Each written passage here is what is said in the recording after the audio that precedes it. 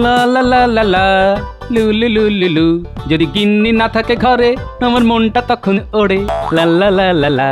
ও, আমি না থাকলে তোমার মনে খুব ফুর্তি হয় না? ঠিক আছে, চলে গেলে বুঝবে ঠেলা। হাত পুড়িয়ে কাকে ঠ্যাং বগে ঠ্যাং রান্না করে খেও। আরে গিন্নি, আমি তো মস্করা করছিলাম গিন্নি। ও তাই, আগে বলবে তো। এই শোনো, তুমি যখন রাজবাড়ি গিয়েছিলে তখন এক ফেরিওয়ালা এসেছিল। হ্যাঁ, আমি রাজসভায় যাওয়ার পরেই তো আসবে, আর আমার মাথার ঘাম পায়ে ফেলে কষ্টার্জিত অর্থ ধ্বংস হবে। ওরকম করে বলছো কেন? শোনো না, আমি কিছু জিনিস কিনেছি। ভনিতা না করে তাড়াতাড়ি বলে ফেলো তো দেখি। তার কাছ থেকে 11খানা সাবান কিনেছি, একদম জলের দামে, মাত্র 1 মোহর। বলছিল 10টা সাবান কিনলে একটা সাবান বিনামূল্যে। ওরে বাবা, 1 মোহর! গো, মাত্র 1 মোহর দিয়ে 10টা সাবান, আর 10টা কিনেছি বলে একটা বিনামূল্যে পেয়েছি গো। বাপরে বাপ, তুমি এত বড় সর্বনাশ করে দিলে গিন্নি। বাজে কথা বলো না, সুযোগে সৎ ব্যবহার করলাম গো। দেরি না করে কিনে ফেললাম সাবান। করেছো কি? একেবারে 11খানা সাবান! বলি টাকা কি গাছে ফলে? কেন বলছো এরকম? আমি তো ভালো ভেবেই নিলাম।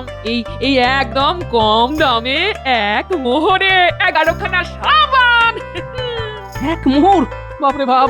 ঠিক আছে, এই মাসে আর খাবার খেতে হবে না, ওই সাবান জল গুলে খাও, তাহলে খিদে মিটবে, বুঝলে? কি বলো, সাবান গুলে খাবো? হ্যাঁ, তাই করো। গোপাল দাদা, ও গোপাল দাদা, গোপাল দাদা, কে? ও, পুটির বাবা। গোপাল দাদা, এবার আমাদের রাজ্যে দোল পূর্ণিমার মেলা হবে ওই পূব দিকের মাঠে, তাই আমি জিলিপি মালপোয়ার দোকান দেবো ভেবেছি। বাহ, বেশ ভালো কথা তো। তা আমাকেও কিছু জিলিপি খাইও। নিশ্চয়ই, একটা আবদার আছে গোপাল দাদা। আমি যখন জিলিপি খাওয়ার আবদার করলাম তখন তুমিও আমার কাছে আবদার করে ফেলো। বলছি গোপাল দাদা, তুমি তোমাদের ওই বড় ছাকনি হাতাটা দাও না, মেলা শেষ হয়ে গেলে দিয়ে দেবো। এ দাঁড়াও, আমি এক্ষুনি নিয়ে আসছি।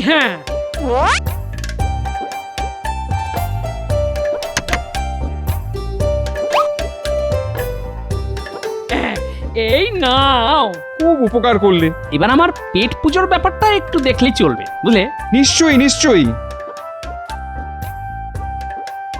বুঝলে গিন্নি, মেলায় গিয়ে সবাই জিলিপি খাবে আর তুমি সাবান গুলে খেও। এই একদম বাজে কথা বলবে না। আচ্ছা গিন্নি, বলছি আমাদের তো বাড়িতে সারা মাসে মাত্র 1টা কি 2টো সাবান লাগে, তাহলে এতগুলো সাবান দিয়ে কি করবে গিন্নি? কেন, অনেক মাস ধরে মাখবো, আমি আরো ফর্সা হবো। আমি তো তোমাকে এমনিতেই ভরসা করি গিন্নি, আর ফর্সা হতে হবে না। হ্যাঁ, আমি একটা অন্য কথা ভাবছি, বুঝলে? সাবানের বদলে যদি তোমার একটা সুন্দর শাড়ি হয় তাহলে কেমন হবে? কি বলছো কি? এই কটা সাবান মাত্র 1 মোহর দিয়ে কিনেছি। কথায় আছে না, কিনতে গেলে পাগল, বেচতে গেলে ছগল। তাহলে কিভাবে শাড়ি হবে? মাথায় যদি শেয়ালের মতন বুদ্ধি থাকে তাহলে ছাগল হবো কেন? শোনো গিন্নি, হোলির দিন সবাই তো রং খেলবে, তাই রং খেলার পরে সবার তো সাবান দরকার। এটা তো দরকার গো, কিন্তু সবাই তোমার কাছ থেকে সাবান কিনতে যাবে কেন? বুদ্ধি লাগালে আলবাত কিনবে গিন্নি। পুটির বাবা কি বললো শুনলে না?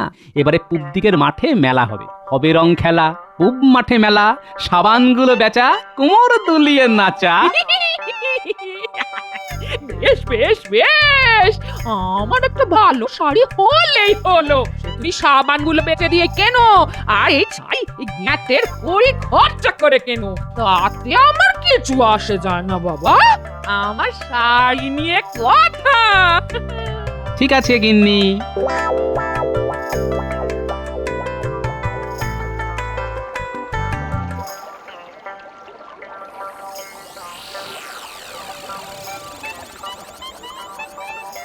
কি সভাসদগণ, সবাই ভালো তো?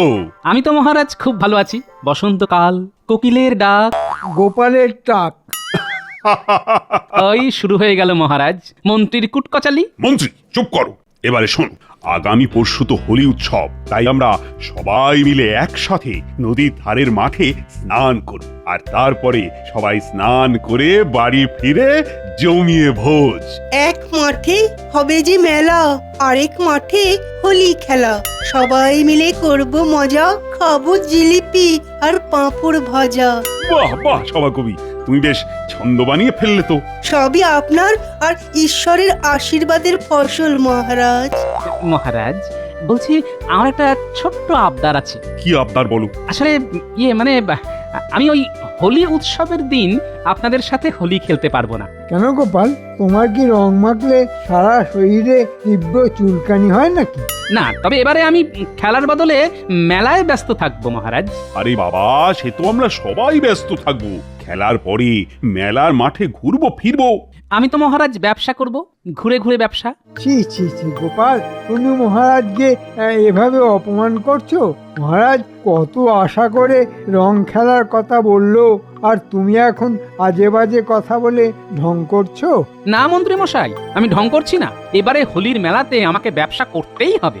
ওসব কি তখন থেকে ব্যবসা ব্যবসা বলছো বলো তো? তুমি মেলায় কি বেচবেটা কি? আমি সেখানে সাবানের ব্যবসা করব। কি সাবান? ওরে গোপাল, তোমার কি বুদ্ধি শুদ্ধি লোপ পেল নাকি? মাথা কি খারাপ হয়ে গেল নাকি? দোলের মেলায় সাবানের দোকান দেবে, কে নেবে? সত্যি গোপাল, তুমি শেষে সাবানের মতো একটা নগণ্য জিনিসের দোকান দেবে? আমার তো ভেবেই কেমন লজ্জা লাগছে। আমার রাজসভার সভাসদ শেষে করবে গিয়ে কিনা সাবানের ব্যবসা। মেলাতে কি নেবে তোমার সাবান? সেটা মেলাতে গিয়েই দেখে নেবেন মহারাজ। এই অপমান আর আমার ভালো লাগছে না, আমি চললাম।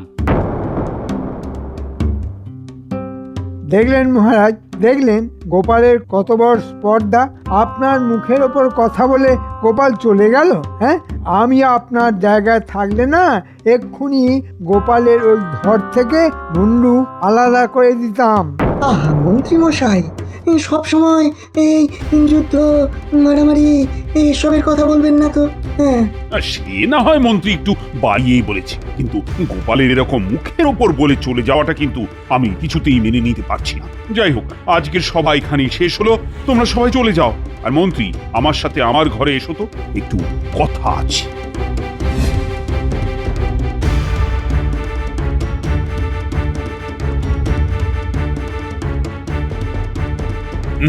শোনো মন্ত্রী, যে করেই হোক গোপালকে সাবান বিক্রি করতে দেওয়া যাবে না। ওর এরকম বাড়বাড়ন্ত কিন্তু আমার মোটেই ভালো লাগছে। কিন্তু মহারাজ, গোপালের সাবান সবাই কিনে নিলে আমি কি করতে পারি? সবাই যাতে নিতে না পারে সেই ব্যবস্থা করো। ও যাতে মেলায় না পারে কোনো দোকান দিতে, আর না পারে ঘুরে ঘুরে বেচতে। আচ্ছা মহারাজ, বুঝে গেছি। আর আপনাকে কিচ্ছু বলতে হবে না, আমি সব বুঝে গেছি। যেভাবেই হোক গোপালকে সাবানে বেচা থেকে আটকাতে হবে। সব হয়ে যাবে মহারাজ, সব হয়ে যাবে। শুধু কিছু মোহর লাগবে, বুঝতেই তো পারছেন। সে তুমি নিয়ে যাও। এই না, এই না, এই না। যথাজ্ঞা মহারাজ, আমি আপনার অনুগত দাস। আপনি যেরকমটা বলবেন আমি ঠিক সেই রকমই করব।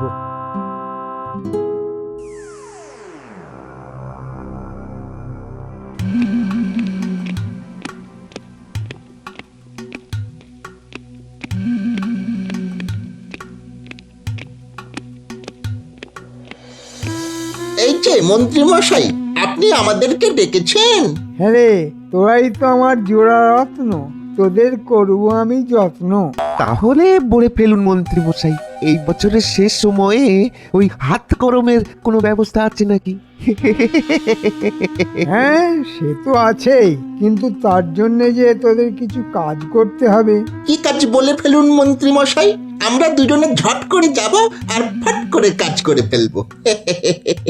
শোন, এবারে তো হোলির দিন কৃষ্ণনগরের পূব দিকের মাঠে মেলা বসছে, জানিস তো? হ্যাঁ, জানি তো। যারা যারা ওই মেলায় দোকান দিচ্ছে তাদেরকে গিয়ে বলবি যে গোপাল তো এবার মেলায় ব্যবসা করতে আসবে, সব লাভ গোপালই করবে। কারণ গোপালের যা বুদ্ধি, ও ঠিক কায়দা করে সব লাভ করে নেবে, আর ওদের ক্ষতি হবে। আচ্ছা আচ্ছা, ঠিক আছে।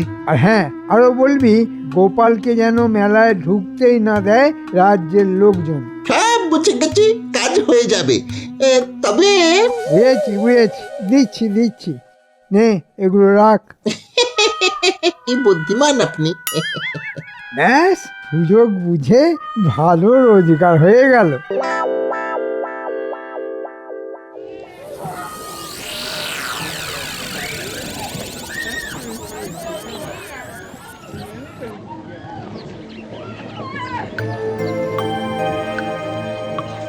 যে ভাইয়া, এখানে প্রসাধনী জিনিসপত্রের দোকানদার কে আছে? এই তো আমি প্রসাধনী সামগ্রী বেচবো। আতর, গোলাপ জল, সাবান, চিরুনি, আলতা, আরো অনেক কিছু। নেবে নাকি ভাই? হ্যাঁ, নেবে? পরে বলছি পরে। একটা কথা বলি, আর কি কেউ এই প্রসাধনী জিনিসপত্রের দোকান দেবে? না, আর কেউ দেবে না। কৃষ্ণনগরে ওসব জিনিস কোথায় পাবে? ওসবের জন্য শহরে যেতে হয়। শোনো ভাইয়া, তোমার ভালোর জন্যই বলছি, গোপালকে তোমরা চেনো তো? আরে কি বলছো? গোপাল ভাঁড়কে চেনে না এমন কেউ এই দেশে নেই। হ্যাঁ হ্যাঁ, ওই গোপাল এখন তোমাদের পেটে ভাত সাবার করতে আসছে। হ্যাঁ হ্যাঁ, মানেটা কি? মানে খুবই সোজা দাদা। এবারে ওই গোপাল সাবান বেচবে এই মেলায়, আর গোপাল যদি এখানে সাবান বেচে তাহলে তোমার ব্যবসা লাটে উঠে গেল। ওরে বাবারে, এই গোপালের তো বিশাল বুদ্ধি। আমরা তো ব্যবসায় ধারে কাছে আসতে পারবো না। সেই জন্যই তো বলছি যে এবারে যদি গোপাল কোনোভাবে আসে, তুমি একদম গোপালকে ঢুকতেই দেবে না। নইলে কিন্তু তোমার এবারের হোলির মেলার ব্যবসা একেবারে শেষ হয়ে যাবে। হ্যাঁ হ্যাঁ, ঠিক আছে ঠিক আছে, কোনো চিন্তা করো না। আর ধন্যবাদ আগে থেকে আমাকে এই খবরটা জানানোর জন্য। হ্যাঁ, ধন্যবাদ। আরে আরে আরে, এটা ধন্যবাদ দেওয়ার কিছু নেই। একজন মানুষ হিসেবে অপরজনের পাশে দাঁড়াবো, এটাই তো একজন দায়িত্ববান মানুষের কাজ, বলো? আমরা চলি গো, চলি। হ্যাঁ হ্যাঁ, এসো এসো ভাই, এসো এসো।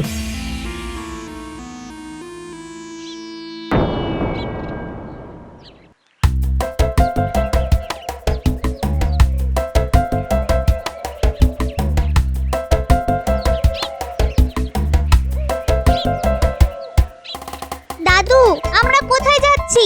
আমি তো মেলার মাঠে কালকে ব্যবসা করব, তাই একটু দেখতে যাচ্ছি মাঠে কেমন দোকানপাট হয়েছে। বাহ বাহ, চলো চলো দাদু। আমার বাবাও তো এবারে দোকান দিচ্ছে। হ্যাঁ জানি তো, আমার কাছ থেকে ছাঁকনি হাতা নিয়ে গেছে। জিলিপি আর মালপোয়া বানাবে তোর বাবা। পুটি, আমরা কিন্তু জিলিপি খাবো। আচ্ছা আচ্ছা, ঠিক আছে ঠিক আছে, সব হবে। আমি বাবাকে বলে দেব, তোদের সবাইকে পেট ভরে খাওয়াবে।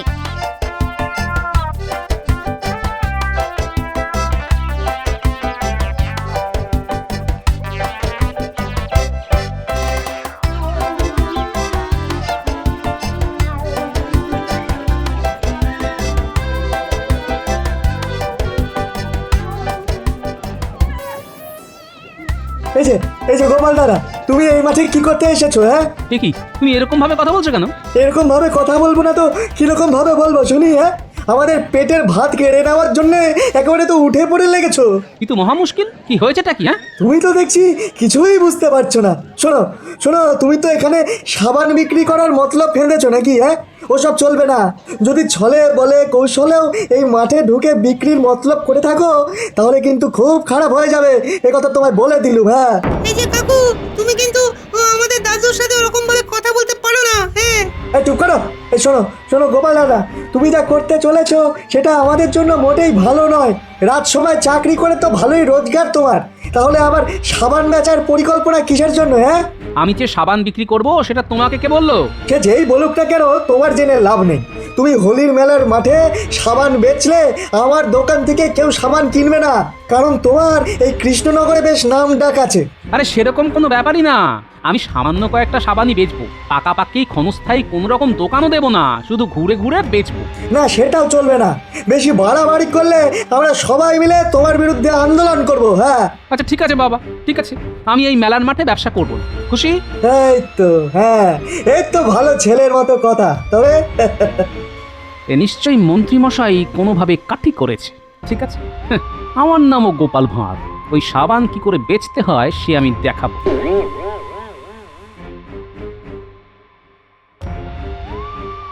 ও দাদু, তোমাকে তো বলছে মাঠেই ঢুকতে দেবে না, তাহলে তুমি ব্যবসা করবে কি করে? ব্যবসা হবে, সব হবে। এর পেছনে কার ষড়যন্ত্র কাজ করছে আমি আন্দাজ করতে পারছি। কার দাদু? সেসব জেনে তোদের লাভ নেই, শুধু তোদের একটা কাজ করতে হবে কালকে। করতে পারবি তো? হ্যাঁ দাদু, তুমি আমাদেরকে যা বলবে তাই আমরা করতে পারবো। ঠিক আছে, শোন তাহলে। ঠিক আছে দাদু, হয়ে যাবে। তোমার কথা মতন কাজ হয়ে যাবে। একদম যেন যেরকম বললাম সেরকম কাজ হয়।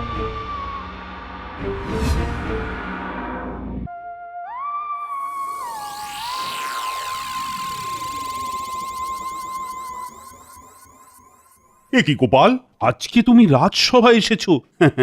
তোমার তো মেলার মাঠে এখন ব্যবসা করার সময়। আমার দুর্ভাগ্যের কথা আর কি বলবো মহারাজ, আজকে আর ব্যবসা করা হলো না। হলো না না দিল না? ওই আর কি, ওখানের লোক আমাকে ব্যবসা করতে দিল না। আহারে কি কষ্ট শোনাটার। গামছা দিয়ে চোখের জল মুছে দেবো গোপাল? বাজে কথা বলবেন না মন্ত্রী মশাই। দেখলে তো গোপাল, ব্যবসা সবার দ্বারা হয় না। আচ্ছা যাই হোক, চলো চলো, আমরা সবাই যখন আজকে একজোটি আছি, তখন এই শুভ দিনে প্রসাদ খেয়ে মাঠে নেমে বরং হোলি খেলা শুরু করে দিই। হ্যাঁ মহারাজ, একদিকে যখন মনে দুঃখ পেলাম, তখন রং মেখে সংসেজে না হয় একটু আনন্দ করি। চলো তো সবাই।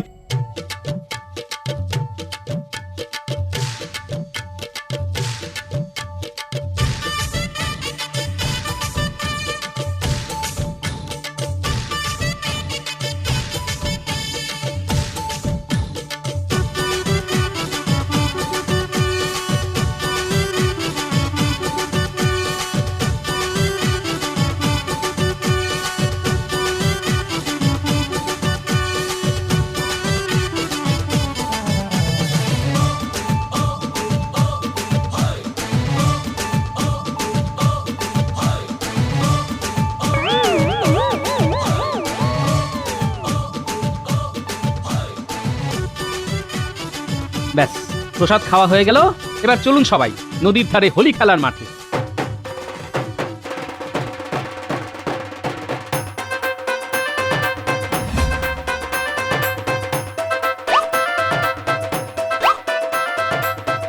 হোলি হে! এসো গোপাল, তোমার ভুঁড়িতে একটু রং মাখিয়ে দিই। খুশি হয়ে এত বলছেন যখন, তখন দিন। আপনার তো পাটকাঠির মতন চেহারা, আসুন আমি তাতেই রং মাখাই। রাজবৈদ্য মশাই, দেখুন আমাকে কিন্তু বেশি রং দেবেন না। বিভিন্ন রঙের ওপরে বিভিন্ন গ্রহের প্রভাব থাকে। রাখুন তো আপনার গ্রহ নক্ষত্র। আজকে আমরা রং আঁকবো, রং সাজবো, আর একটু ঠান্ডা লাগলে আপনাকে ওষুধ দিয়ে দেবো। ব্যাস, আসুন আসুন আসুন। আজকে সবাই মাখছে রং, হচ্ছে ভূত সাজছে সং। চলো চলো, অনেকক্ষণ রং খেলা হলো, এবার স্নান করে নিই। চলুন মহারাজ।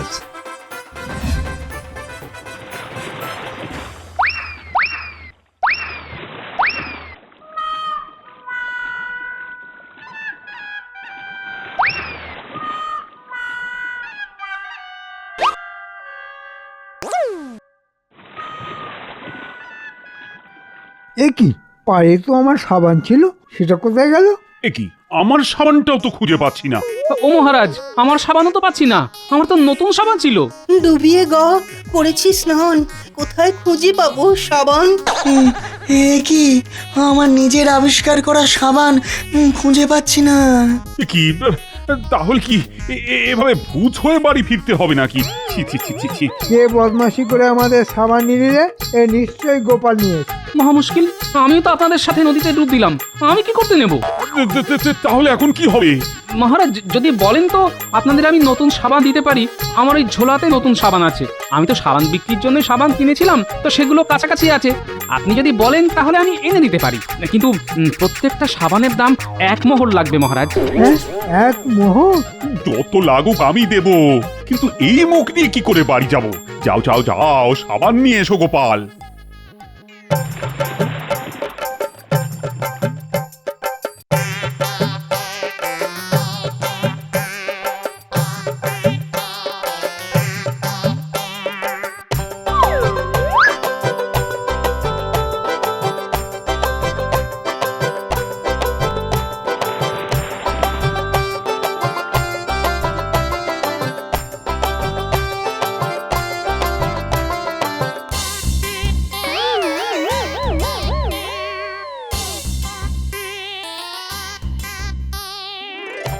গোপাল, বাঁচালে, না হলে এই রং নিয়ে বাড়ি ফিরতাম কি করে বলো তো? ধন্যবাদ মহারাজ, এবার আমার প্রাপ্য মোহরটা দিয়ে দিন। আমাকে তো সাবানগুলো কিনতে হয়েছে। হ্যাঁ হ্যাঁ নিশ্চয়ই, তুমি আমাদের সম্মান বাঁচিয়েছ। এই যে তোমরা তোমরা সবাই গোপালকে 1 মোহর করে দাও। এ কি, এই তো সাবান। হ্যাঁ তাই তো গোপাল, আমরা তোমাকে সাবানের দাম দেব না। দেখুন, আপনারা যখন সাবানটা ব্যবহার করেই ফেলেছেন, তখন তো মোহর আপনাদের দিতেই হবে। জানেন তো, ব্যবহার করা জিনিসের ফেরত নেই, মোহর তো আপনাদের দিতেই হবে। এ কি, আমরা তো একবারই। একবার দুবার শুনবো না মহারাজ, বিকৃত জিনিস ফেরত হয় না। দূর দূর দূর, এই নাও এই নাও। এই নাও এক মোহর।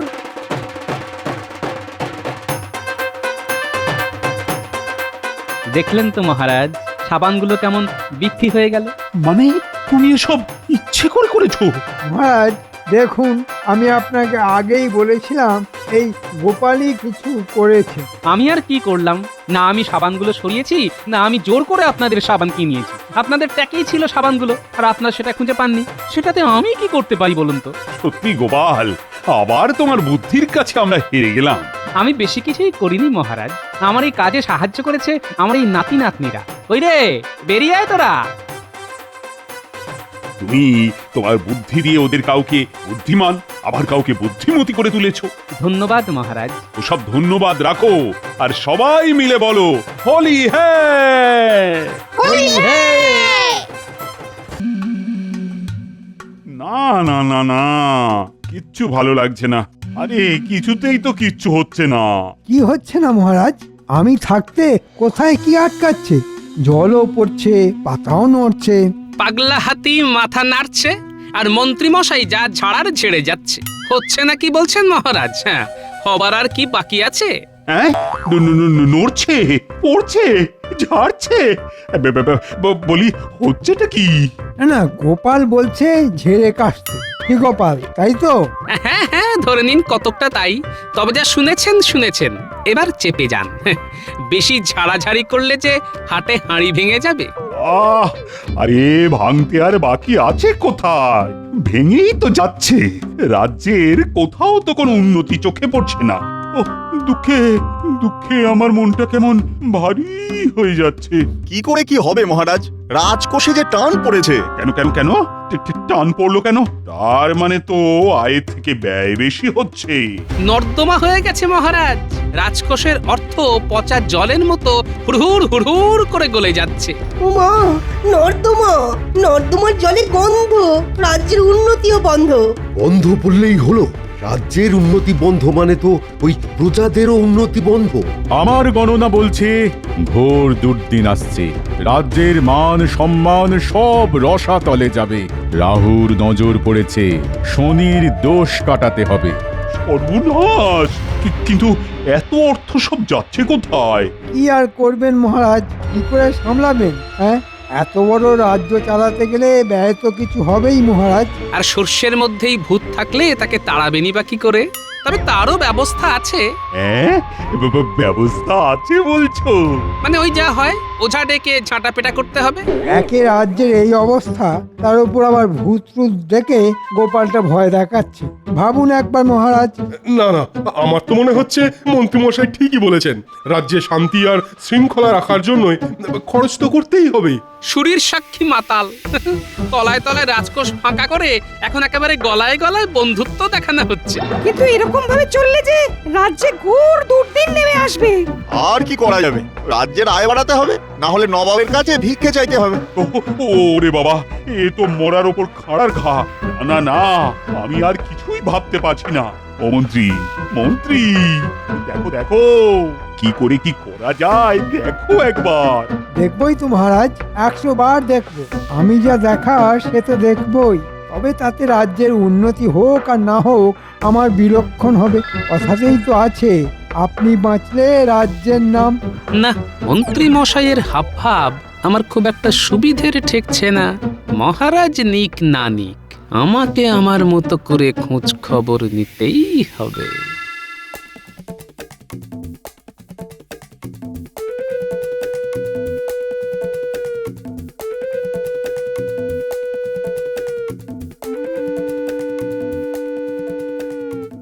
এই যে এই বেটা পাজি, ওর অনেক খাজনা বাকি, তাই ওকে সুরসুরি দিয়ে ওর যা মাল পড়ি আছে বার করে না।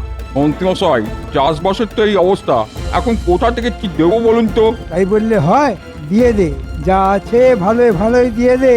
সোজা আঙুলে ঘি না উঠলে আঙুল কি করে বাঁকাতে হয় সেটা আমার জানা আছে। না না না, রক্ষা করুন, ধনে মারছেন মারুন, প্রাণে মারবেন না। এই যা আছে আমি তাই দিচ্ছি। এই তো কেমন ভালো ছেলের মতো কথা।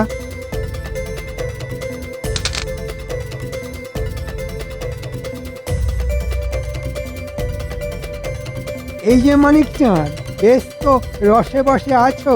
ওদিকে মহারাজের খাজনা ভরার কি হবে? এই তো সবে ধান বুনেছি মন্ত্রী মশাই, ফসল উঠলেই দিয়ে দেব। এটা কি মামার বাড়ির আবদার নাকি? যে যা খুশি করবে। আরে হাঁ করে দেখছিস কি? যা ঘরে ঢুকে কেড়ে নে।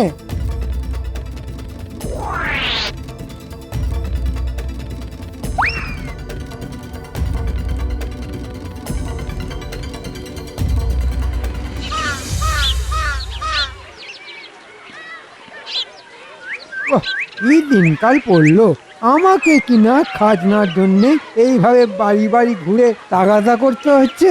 ছি ছি মন্ত্রী মশাই, এটা কি বলছেন? আমি তো না বলতেই। সে তো জানি, তোর মতো আর কজন আছে এই গায়ে? তাহলে দাঁড়িয়ে আছিস কেন? দেবার মতন যে আর কিছুই নেই মন্ত্রী মশাই, শেষ সঞ্চয়টুকুও তো দিয়ে দিয়েছি। বেশ, তবে তোর জমির দলিলটাই দে, পরে সময় সুযোগ করে ছাড়িয়ে নিয়ে যাবি। এমন ভাবে সব কেড়ে নেবেন না। তাও তোদের ভাগ্যি ভালো যে তোদের গারদে ভরিনি। তবে কান খুলে শুনে রাখ, এই খাজনা আদায়ের কথা যদি মহারাজের কানে পৌঁছয় তাহলে কিন্তু রক্ষে থাকবে না। কথাটা যেন মনে থাকে।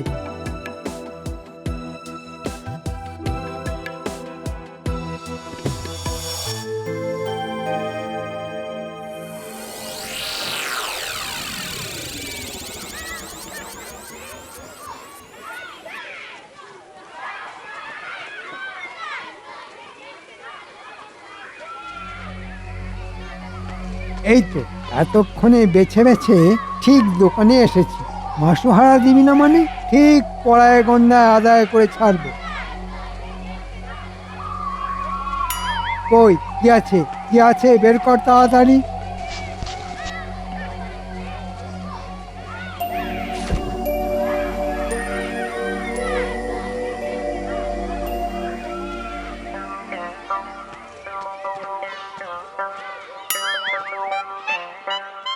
ও বাবা, মা লক্ষ্মীর কৃপায় এই দোকানের বিক্রি বাটাও তো নেহাত মন্দ নয় দেখছি। ওই কম করে 100 মোহর আদায় না করে আমি কিছুতেই নড়বো না। এর দিকে ঠিক খেয়াল আছে, ঠিক মাসহারা নিতে চলে এসেছে। আহা, যা বলবি ভালো করেই বল না, অত মিউ মিউ করার কি আছে? না না না, কই মানে আমি তো কিছু বলিনি। বেশ, তাহলে না হয় আমি বলছি। যেমন মধু দেখলেই মৌমাছি ভন ভন করে, তেমনি আমিও চলে এসেছি না ডাকতেই।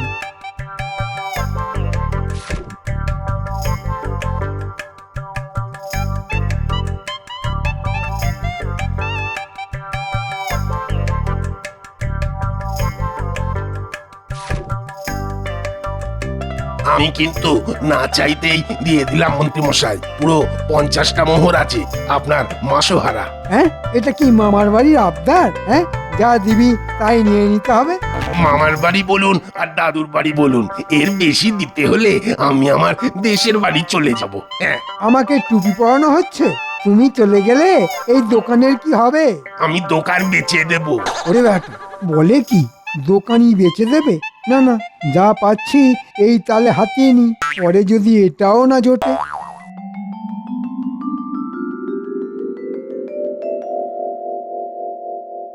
ও, তোরা চলে এসেছিস? আজ তো দেখছি তাহলে একেবারে জমিয়ে আসর বসাতে হবে। হ্যাঁ, আমরা তো জানি আজ তোমার ছুটি। আমরা তো সেই জন্যই সাত তাড়াতাড়ি চলে এলাম। তুমি বলবে আর আমরা শুনবো। না না না, আজ আমি নয়, বলবি তোরা। কিন্তু তুমি ঠিক কি শুনতে চাইছো বলো তো দাদু? কেন, এই যে চারদিকে যা দেখছিস শুনছিস তাই বলবি। আচ্ছা ঠিক করে বল তো দেখি, চারদিকে সবাই কি সত্যি শান্তিতে আছে? না গো দাদু, সব যেন কেমন থমথম করছে। তবে কয়েকদিন ধরেই মন্ত্রী মশাই নাকি এই গ্রাম সেই গ্রাম ঘুরে বেড়াচ্ছে। নাকি আবার কি? আজ তো মন্ত্রী মশাই পূব গায়ে এসেছেন। বটে, তার মানে ভেতরে ভেতরে কিছু একটা ঘোট পাকাচ্ছে। বেশ, তাহলে মন্ত্রী মশাইকে এখনই চট করে একবার বাজিয়ে দেখতে হবে, বুঝলি? তবে আমি একা নয়, বাজালে মহারাজকে সঙ্গে নিয়ে বাজাতে হবে। কিন্তু আমরা কি করব বললে না তো দাদু? কেন তোরা যেটা বরাবর করিস সেই কাজটাই মন দিয়ে কর। কিছু হোক বা নাই হোক, মন্ত্রী মশাইয়ের গতিবিধির উপর সজাগ নজর রাখ।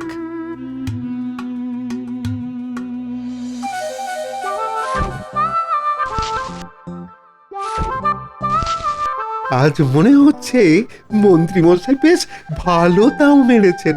যা মেরেছেন মেরেছেন, কিন্তু আমাদের ভাগটা বুঝে নিতে হবে কিন্তু। সে আর বলতে। নে নে তাড়াতাড়ি হাত চালা, কে যে আবার কখন তককে তককে এসে হাজির হয়ে যায় কে জানে। ওই কদিন ধরেই তো হিসেবে ভালোই গড়মিল করছেন মন্ত্রী মশাই। মনে হচ্ছে ময়দান একদম ফাঁকা, এদিকে কেউ নজর দেবার নেই। আস্তে আস্তে, সেই জন্যই তো বলছি মোহর টহর যা আছে সব ঝপাঝপ জায়গায় পাঠিয়ে দে, সময় থাকতে সব সরিয়ে ফেলতে হবে। সরাতে আর বাকি রাখলেন কই? প্রজাদের মালকড়ি তো একদম হালকা করে দিয়েছেন। তবু যত খাই ততই যেন মনটা আরো খাই খাই করে। নে তোরা আর দেরি করিস না, যা যা বেরিয়ে যায় ঝটপট।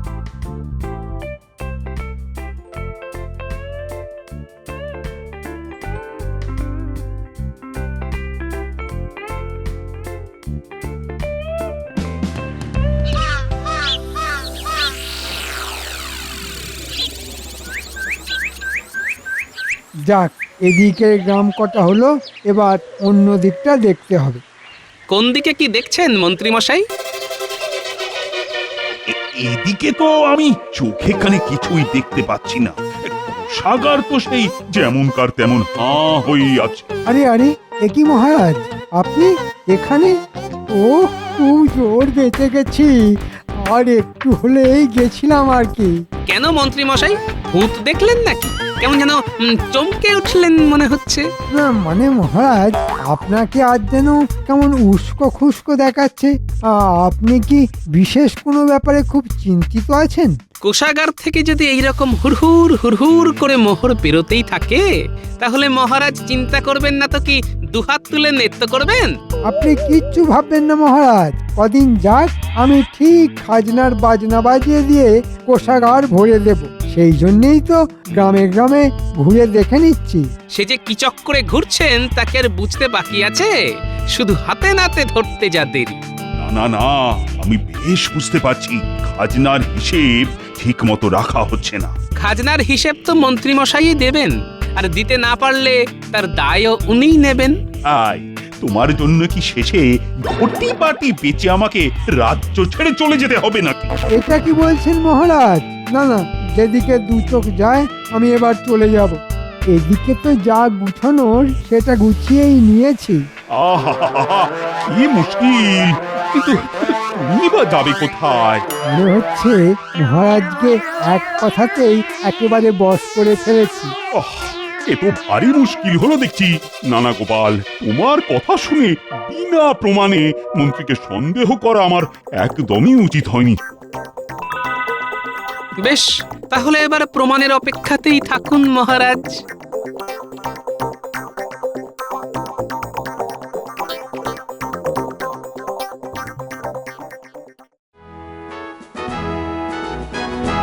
আরে আরে আরে, এ কি? সভা তো প্রায় ফাঁকা। রাজবৈদ্য, অমাত্য, জ্যোতিষী কই গেল কোথায় সব? আর গোপালই বা কোথায়? গোপালের যে আবার কি হলো? বাকি সবার কথা জানি না, তবে গোপালের আর কি হবে, হয় খাবে না হয় শোবে। হ্যাঁ, সে আবার কি? তাহলে আর কি করে ওরকম জ্বালার মতো ভুঁড়ি বানাবে মহারাজ? সারাদিন বাড়িতে বসে ল্যাজ নাড়ছে, আর মাস গেলে গুনে গুনে বেতনটি নিয়ে যাচ্ছে। ও মা, গোপালের আবার ল্যাজ? আইরে পাখি, ল্যাজ ঝোলা খেতে দেব গুড় ছোলা। কবির যেন আর রসিকতা ধরে না। দেখছে একে আমার ঝালাপালা অবস্থা, আর উনি কিনা গুড় ছোলা খাওয়াচ্ছে। আপনার প্রশ্রয়ই তো গোপাল এভাবে মাথায় উঠেছে। না না, ব্যাপারটা বোধহয় ঠিক এরকম নয়। গোপাল তো শুধু শুধু বাড়িতে বসে থাকার লোক নয়। হ্যাঁ, তবে কি গোপাল আমার কথায় দুঃখ পেয়ে বাড়িতে বসে থাকলো? ওহ, চমৎকার! সাধু সাধু! খেটে খেটে হাতে পায়ে আমার কেমন খিল ধরে যাচ্ছে। আর গোপাল গোপাল কিনা বাড়িতে গোসা করে বসে আছে। মহারাজ, সত্যি সত্যি নগরে এক সাধু এসেছেন। সবাই বলছেন তিনি নাকি দুঃখহরণ বাবা, সবার দুঃখ দূর করে দেন। সে আবার কেমন বাবা? তাই গ্রামগঞ্জ থেকে সবাই বাবার কাছে আসছে, এমনকি অমাত্য রাজ জ্যোতিষীও তো সেখানেই গেছেন। আমিও যাব মহারাজ, আমারও না খুব দুঃখ। ভেবেছিলাম তরোয়ালের এক কোপে 10 জনকে সাফ করে দেব, এখন তো তরোয়ালই তুলতে পারি না। বলো কি, তোমার এখন এই অবস্থা? এই রে, ভুল করে ঠিকটা বলে ফেলেছি। দুঃখ হরণ বাবা, আমার দুঃখ আর কে বুঝবে উনি ছাড়া? ভেবেছিলাম কবিতা লিখে করব জগৎ মত, তার বদলে গায়ে গতরে ধরলো ভীষণ বাদ। উনি বাবা, না না, বাবা যদি সত্যি সবার দুঃখ দূর করতে পারে তাহলে তাহলে আমি যাব বাবার কাছে। আমার চেয়ে বড় দুঃখী আর কে আছে বলো তো? না, ওই বাবা সত্যিই কিছু জাদুটনা করার আগে আমাকে এদিক সেদিক ছড়িয়ে রাখা সব মালকড়ি বাড়ি ভর্তি করতে হবে। যাই, আমি বরং সেই কাজটাই করি।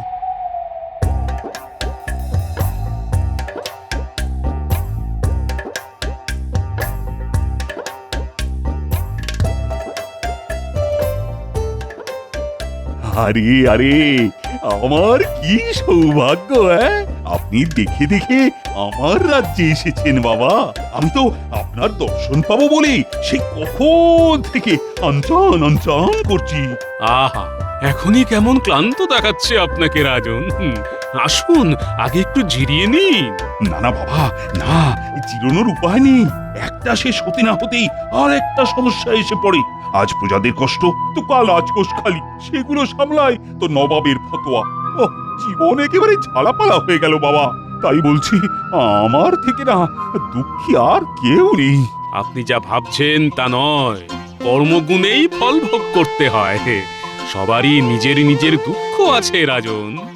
সে বললে কিন্তু আমি আপনাকে ছাড়বো না। আমার দুঃখ আপনাকে দূর করতেই হবে বাবা। বেশ বেশ বেশ, আপনাকে তাহলে একটা সুযোগ দিচ্ছি আমি। ওই গাছে রাজ্যের প্রজারা নিজের নিজের দুঃখ, কষ্ট, অভাব, অভিযোগ সব পুটলিতে বেঁধে ঝুলিয়ে রেখে গেছে। আপনিও তাহলে তাই করুন, দেখুন যদি সমস্যার সমাধান হয়। আমি তো এক পায়ে রাজি বাবা। তবে আমার যে একটা ছোট্ট শর্ত আছে। কি শর্ত বাবা? আপনি যখন আপনার দুঃখের পুটলি বেঁধে ওই গাছে ঝোলাবেন, তখন ওই গাছে আগে থেকেই ঝুলে থাকা যে কোনো একটি পুটলি আপনাকে সাথে করে নিয়ে আসতে হবে। সে ঠিক আছে, সে ঠিক আছে। এ আর এমন কি কাজ?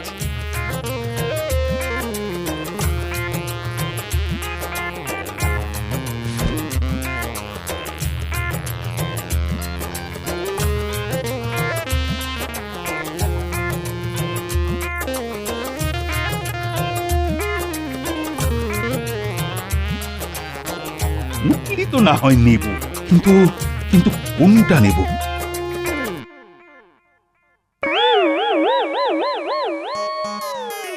না না না, এই ছোট্ট পুঁটলিটা ঠিক হবে। হ্যাঁ, এটাই নি, এটাই নি।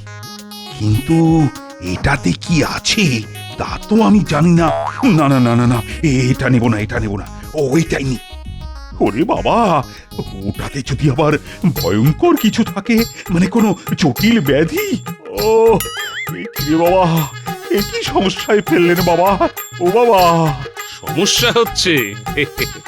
বেশ বেশ বেশ, তাহলে রাজন আপনি বরং সব পুটলিগুলোই খুলে খুলে দেখুন একবার, দেখুন কোনটায় কি লেখা আছে। ও, আপনি আমায় বাঁচালেন বাবা, বাঁচালেন। এবার আমি দেখে শুনে নরম মতো দুঃখ বেছে নেব, কেমন?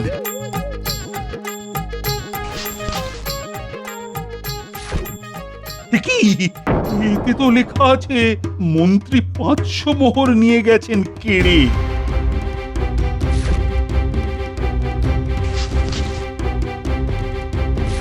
হ্যাঁ, এটাই লেখা মন্ত্রী জমির দলিল নিয়ে নিয়েছেন।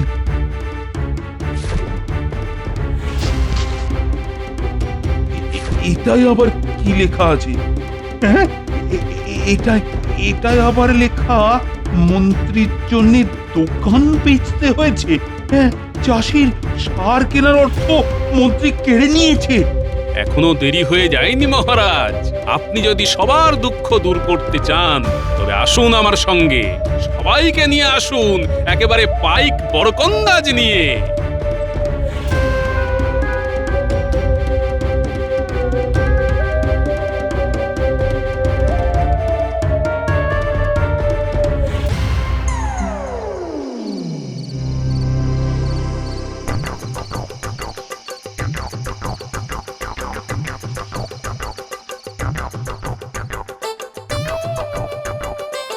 আমার না একটা গান গাইতে ইচ্ছে করছে, আমি গাইবো গিন্নি? ও মা, সে আবার কি গান গাইবে কেন? মনে হচ্ছে খুব ফুর্তি হয়েছে। সে তো হয়েইছে, আর সেটা যে কেন হয়েছে তা কি আর তুমি জানো? না না, গানটা যখন গলার কাছে এসে সুর করছে তখন গেয়েই ফেলি। হ্যাঁ, বলি বুড়ো বয়সীকে তো আবার ভীমরতি ধরেছে। যখন ধরা পড়বে তখন টেটি পাবে। না না, ধরবে আবার কি? কে ধরবে আমায়? আমি কি আর কাঁচা কাজ করেছি গিন্নি? সব মোহর বাড়ির পিছনের বাগানে মাটির তলায় পুঁতে দিয়েছি, আর দেওয়ালে গর্ত করে গয়না ভরে রেখেছি। আমাকে আর কে ধরে? তোমাকে যে ধরে সে তো সামনেই আছে। না না, এবার মানে মানে সব বের করো দেখি। কি মহারাজ, আপনি? হ্যাঁ, আমি এই দুঃখহরণ বাবা আমাকে পথ দেখিয়ে সোজা এখানে এনেছে, আর তারপরেই তো আসল অপরাধী বামাল সমেত ধরা পড়েছে। কিন্তু আমি যে কোনো বাবা নই মহারাজ, আমি তো গোপাল। তার মানে তুমি? হ্যাঁ মহারাজ, আমি ছদ্মবেশ ধারণ করে বসেছিলাম। প্রজারা মন্ত্রী মশাইয়ের ভয়ে আপনাকে নিজেদের দুঃখ জানাতে পারছিল না, আর আপনারও মন্ত্রী মশাইয়ের বিরুদ্ধে প্রমাণের প্রয়োজন ছিল, তাই। সত্যি গোপাল, তোমার তুলনা নেই। এখন আমি বুঝতে পারছি কোষাগার আর ভরে না কেন। বিশ্বাস করুন মহারাজ, বিশ্বাস করুন, আমি তো এইসব কোষাগারে জমা করব বলেই মানে এখান থেকে নিয়ে ওখানে মানে হচ্ছে এখনই ফর্দ ধরে সবার মালকড়ি ফেরত দেবে তুমি, আর তোমার আগামী 1 বছরের বেতন এবার কোষাগারে জমা হবে। আরে মরার উপর খাঁড় ঘা দেবেন না মহারাজ, ক্ষমা করে দিন মহারাজ, ক্ষমা করে দিন। এবার মন্ত্রী মশাই বুঝবেন খেলার নাম বাবাজি।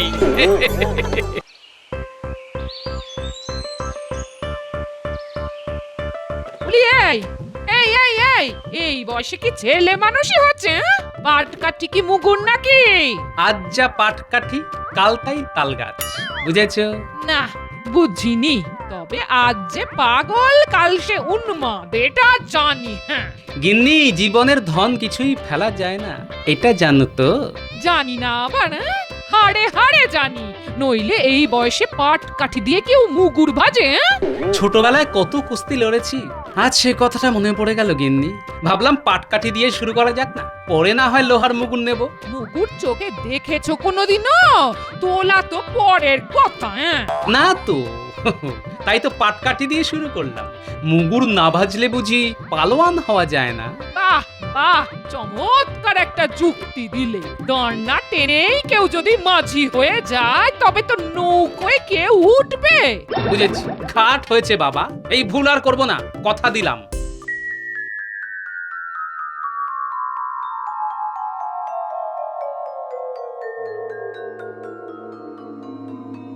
মন্ত্রী, একটা জরুরি কাজে কাউকে কয়েকদিনের মধ্যেই বর্ধমান যেতে হবে। সেখানকার মহারাজকে একটা খুব গোপনীয় পত্র পৌঁছে দিতে হবে। তা মন্ত্রী বলো তো, এই কাজের দায়িত্ব কাকে দেওয়াটা ঠিক হবে? আমার মনে হয় মহারাজ, মন্ত্রী এই কাজের জন্য সবচাইতে নির্ভরযোগ্য ব্যক্তি, তাকেই এই কাজে পাঠানো হোক। গোপাল, এটাই তোমার দোষ। মহারাজ কাকে পাঠাবেন তা ঠিক করবে হয় তিনি, না হয় আমি। তুমি মাঝখান থেকে ফোন কাটছো কেন? মন্ত্রী, ভুলে যেও না এটা প্রকাশ্য রাজসভা। গোপাল তার বক্তব্য পেশ করেছে মাত্র। মহারাজ, বর্ধমানে যাওয়াটা তো এবার কোনো দামি জিনিস বা সোনাদানা নিয়ে যাওয়া নয়, গোপনীয় চিঠি। তাই এই নিরীহ কাজের উপযুক্ত লোক মন্ত্রী নিজেই। এই কাজের জন্য যাতে আপনি মন্ত্রীকে নির্বাচন করেন, আমি সেই কথাটাই মহারাজকে বলেছি। এবার মন্ত্রী বলুক, আমি কি খুব খারাপ কথা বলেছি মহারাজ? শুধু খারাপ কথাই নয়, অত্যন্ত কুরুচির পরিচয় দিয়েছ গোপাল। সোনাদানা যদি যেতই, তবে কি সেটা নিয়ে যাওয়ার জন্য আমি উপযুক্ত নই? গোপাল কি বোঝাতে চেয়েছে সেটা বোঝার মতো বুদ্ধি আমার আছে। এই দেখুন, একটা সহজ কথা কিভাবে মন্ত্রী একেবারে উল্টো দিকে ঘুরিয়ে দিল। আমি বলতে চেয়েছিলাম সোনাদানা নিয়ে গেলে রাস্তায় চোর ডাকাতের ভয় থাকে, এমনকি প্রাণের মায়াও মাঝে মাঝে ত্যাগ করতে হয়। কিন্তু একটা চিঠি নিয়ে গেলে তার কি কোনো মূল্য ডাকাতদের কাছে আছে মহারাজ? কিন্তু এই সাধারণ কথাটাই মন্ত্রী তার অসাধারণ বাগ্মিতায় ঠিক উল্টো পথে চালিত করলো। মহারাজ, এই ব্যাপারে আমার আর কিচ্ছু বলার নেই, এই আমি চুপ করলাম। আপনি যে সিদ্ধান্তই নেবেন আমি মাথা পেতে নেব মহারাজ। তাহলে আমিই বলি, কে যাবে? গোপাল ঠিক কথাই বলেছে, এটি রাজকার্যের মধ্যেই পড়ে, তাই মন্ত্রীকেই আমি নির্বাচিত করছি এই কাজের জন্য। কি মন্ত্রী, রাজি তো? আমি আর কি বলবো মহারাজ, গোপালই তো আমার হয়ে সব বলে দিয়েছে। সহজ করে কথা বলেন না কেন? আপনি যাবেন কি যাবেন না সেটা মহারাজকে স্পষ্ট করে বলে দিন না। আগে গোপাল যখন চাইছে তখন আমিই যাব মহারাজ। আপনিও সেটাই চাইছেন, তাই আমার কাজ আমাকে বুঝিয়ে দিন, আমি যাওয়ার জন্য প্রস্তুত। উত্তম উত্তম, তাহলে যাওয়ার জন্য তৈরি হও এবং সেটা যত তাড়াতাড়ি সম্ভব।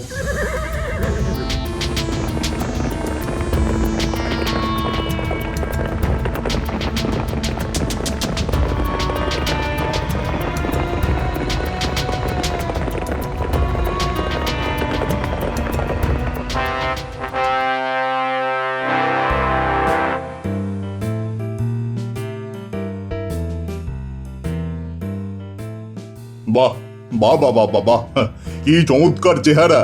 তোমরা সবাই দেখো, হ্যাঁ দেখো, এই না হলে পালোয়ান। খুব খুশি হলাম তোমার খেলা দেখে, খুব খুশি।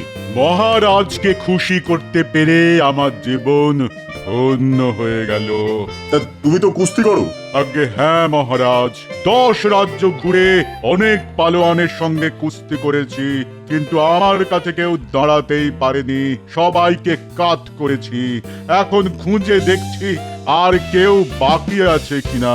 মহারাজের জয় হোক। আমাদের মহারাজ আপনাকে এই গোপনীয় পত্র দিয়েছেন, সেটা দিতেই আমার এখানে আগমন। আপনি উত্তর দিলেই আমি আবার ফিরে যাব। দাও পত্রটা দাও।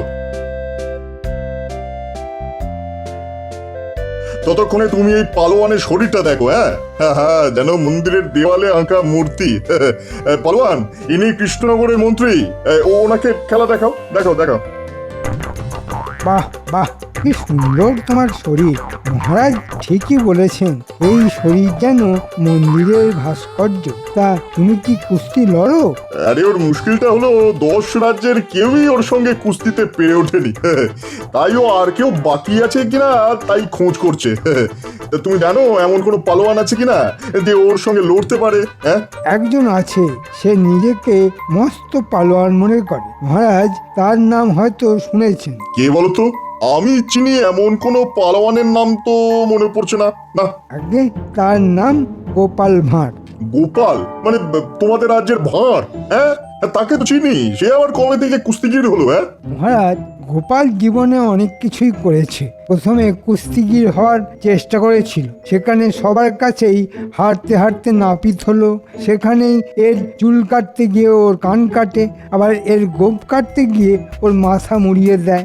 তারপর আমাদের মহারাজকে ভালো মানুষ পেয়ে তার ভাঁড় হয়ে গেল। তবে শুনেছি ওনাকে এখনো কুস্তির আখড়ায় যায়। কি বলছো? মানে কিছুই তো বুঝতে পারছি না। গোপাল কখনো কুস্তি করতো এটা তো আমি বিশ্বাসই করতে পারছি না। হ্যাঁ, আচ্ছা, আপনার পালোয়ানকে বলুন ও যেন বলে সে কৃষ্ণনগরের পালোয়ান গোপাল ভাঁড়ের সঙ্গে লড়তে চায়। এই কথা রটিয়ে দিলেই দেখবেন গোপাল রাজি হয়ে যাবে। এ ব্যাপারে আমি আপনার সঙ্গে বাজি ধরতে পারি, আর এই রটনার কাজটা আপনিই করবেন। কে এই গোপাল ভাঁড়? আমি ওকে কিসে সব হাড় গোড় ভেঙে দেব। না না, তা করতে যেও না পালোয়ানজি, প্রাণে মেরো না। দেখো পালোয়ান, গোপাল যেন প্রাণে বেঁচে থাকে। হ্যাঁ, মাটিতে বারবার ফেলো, কিন্তু দেখো ওর যেন কোনো গুরুতর আঘাত না লাগে, বুঝেছো তো? যথা আজ্ঞা মহারাজ।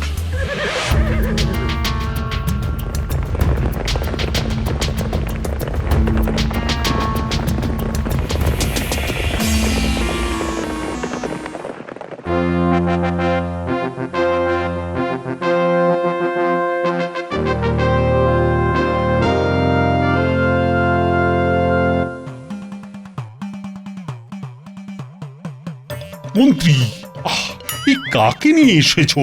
এরকম চেহারা তো সচরাচর দেখা যায় না। এ কি পালোয়ান, কুস্তি করে? আগে হ্যাঁ মহারাজ, এর শরীরের পেশি দেখলে মন ভালো হয়ে যাবে, দেখবেন নাকি? নিশ্চয়ই মন্ত্রী, দেখবো।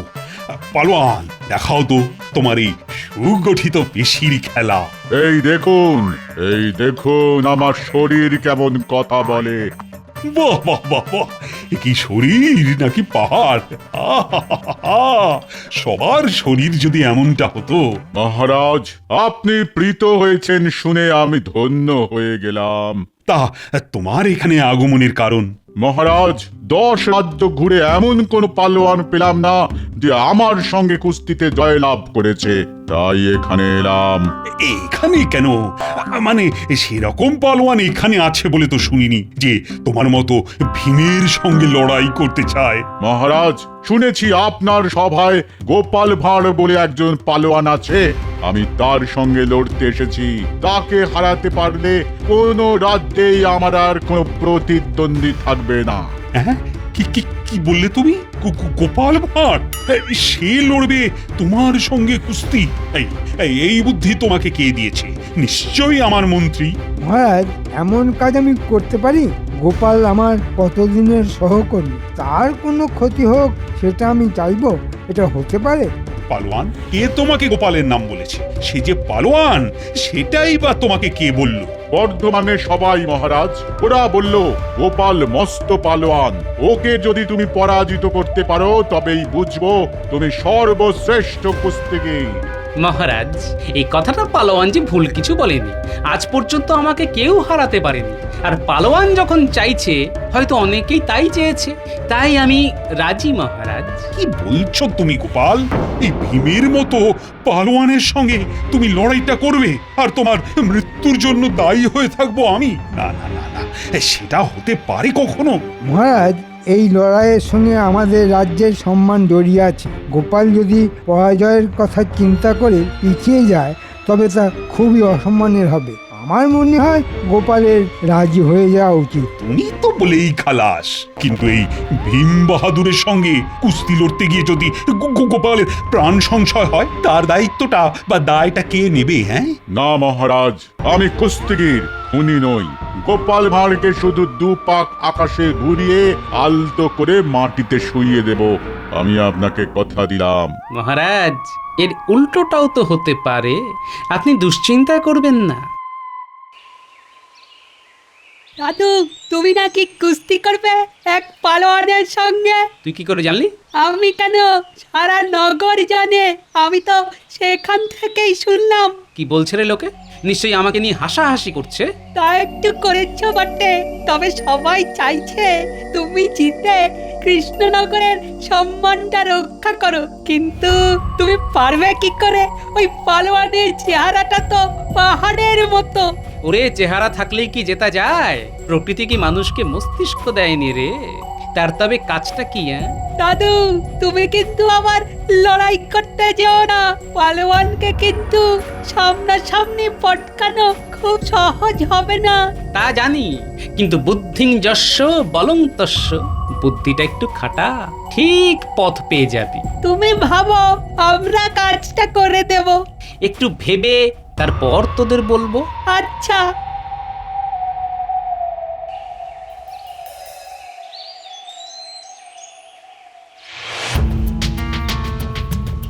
এবার গোপালকে কে বাঁচায় দেখি। ওর হাড় বার করে পালোয়ান শাহী কাবাব বানাবে বলে শুনলাম। দারুণ খেতে হবে কিন্তু। তোরা সবাইকে বলে দিয়েছিস তো? বলবি যে গোপালই এই কুস্তিগিরকে লড়াই করতে আমন্ত্রণ করেছিল।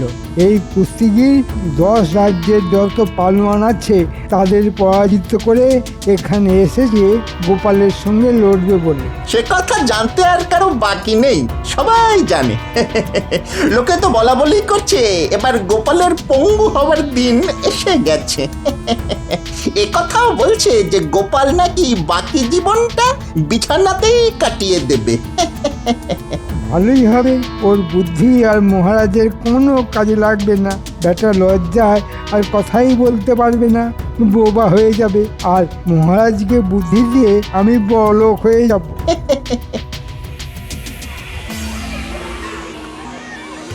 দেখে নিন এই সেই পালোয়ান যার সঙ্গে গোপালের লড়াই হবে। সবার কিন্তু আশা চাই। এটা গোপাল কি করলো? এই ভীমের মতো পালোয়ানের সঙ্গে কুস্তি করবে আমাদের গোপাল ভাঁড়? এ তো আত্মহত্যা করার সামিল। গোপালের মতন বুদ্ধিমান মানুষ শেষ পর্যন্ত এভাবে মরবে, এটা কিন্তু মানা যাচ্ছে না। বলি তখনই পই পই করে বলেছিলাম পাট কাঠি দিয়ে মুগুর ভেজো না। কোথা থেকে কি হয়ে যায় দেখলে তো? তুমি চিন্তা করো না তো, লড়ার অনেক কায়দা আছে, তুমি তার সবটা জানো না। আমি তো কিছুই জানি না। যখন হাত পা ভেঙে বিছানায় পড়ে থাকবে তখন তো সেবা আমাকেই করতে হবে। কেউ এসে কি কোনো খোঁজ নেবে? কেউ এসে কি কিছু করে দিয়ে যাবে? আমি কারো সেবা নেই না গিন্নি, বরং অন্যের সেবা করি। সে যাকে এখন যা বলি সেটা ভালো করে শোনো। এই তোরাও শোন। আমি তো জানি রাখে গোপাল মারে কে। এমন একটা বুদ্ধি বার করবে যে ওই বেটা পালোয়ান পালাতে বাধ্য হবে। আগে কথাটা তো শোনো। গিনি, তোমার ভাঁড়ারে যত গুড় আছে তা পুঁটির বাবার হাতে দিয়ে দাও। কুস্তিতে গুড় কেন লাগবে ঠিক বুঝলাম না তো। আগে কথাটা শোনোই না, তারপর যা বলার বলবে। আগে দুঃখিত। হ্যাঁ, যা বলছিলাম। গিন্নি শোনো, তোমার হাতে যত গুড় আছে তা নিয়ে জামাই যাবে লড়াইয়ের মাঠে। যেখানে কুস্তির দাগ কাটা আছে সেখানকার মাটিতে গোল করে গুড় ছড়িয়ে রাখবে মাটির সঙ্গে মিশিয়ে। কেউ যেন তা আগে থেকে বুঝতে না পারে। আর গুলটে, তোকে একটা কাজ করতে হবে, পারবি তো? দাদু, কোন কাজটা আমরা পারিনি? তুমি যেভাবে বলবে সেভাবেই করব। বেশ, তবে একটা কাজ কর, পিঁপড়ে ভর্তি কিছু মাটি নিয়ে আসতে পারবি? বেশ অনেকটা। মাঠের গুড় পেলে যেন তাড়াতাড়ি তারা গুড়ের মধ্যে ঢুকে যায়। কিরে, পারবি তো? পিঁপড়া ভর্তি মাটি তো আমাদের বাগানেই আছে। মাটিটা ঝুড়ো, একটা ঠোঙায় করে নিয়ে যেতে হবে। তুই ওই মাটিতে বেশ কিছুটা গুড় ছড়িয়ে আয়। কাল সকালের আগেই ওই মাটি আমাকে ঠোঙায় করে দিয়ে দিস, কেমন? বুঝেছি। আমি কাল কেউ ঘুম থেকে ওঠার আগেই পিঁপড়া ভর্তি মাটি তোমাকে দিয়ে যাব। সাবাস ছেলে। কাজটা কিন্তু ভালো হলো না মহারাজ। এটা মন্ত্রী চালাকি বলেই মনে হচ্ছে। আমি তা জানি রানী। গোপালকে পঙ্গু করে দেওয়ার জন্যই ওই পালোয়ানকে এখানে ডেকে এনেছে। কিন্তু গোপাল যে কেন রাজি হতে গেল? ও তো না করলেই হয়ে যেত। মহারাজ, গোপাল নিশ্চয়ই কোনো উপায় বার করে রেখেছে। তোমার কথাই যেন সত্যি হয় রানী। আমাদের গোপালের যেন কোনো ক্ষতি না হয়।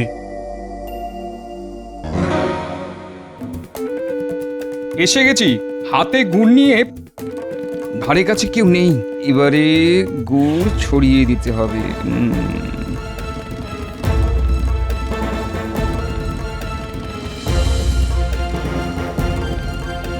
ওই তো কাজটা, ওর মাটিতেই পিঁপড়ের বাসা ভর্তি। এবার আরো গুড় ছিটিয়ে দিলাম। কত খাবি খা, কাল সকালে কিন্তু কাজের কাজটা করতে হবে। কিরে, বুঝলি রে লক্ষ্মী পিঁপড়ের দল? যাক, কুস্তির জায়গাটা একেবারে গুড়ে মাখামাখি করে দিয়েছি। কাল এমনিতেই এমন পিঁপড়ে আসবে যে পালোয়ানের পালানো ছাড়ার কোনো পথ থাকবে না।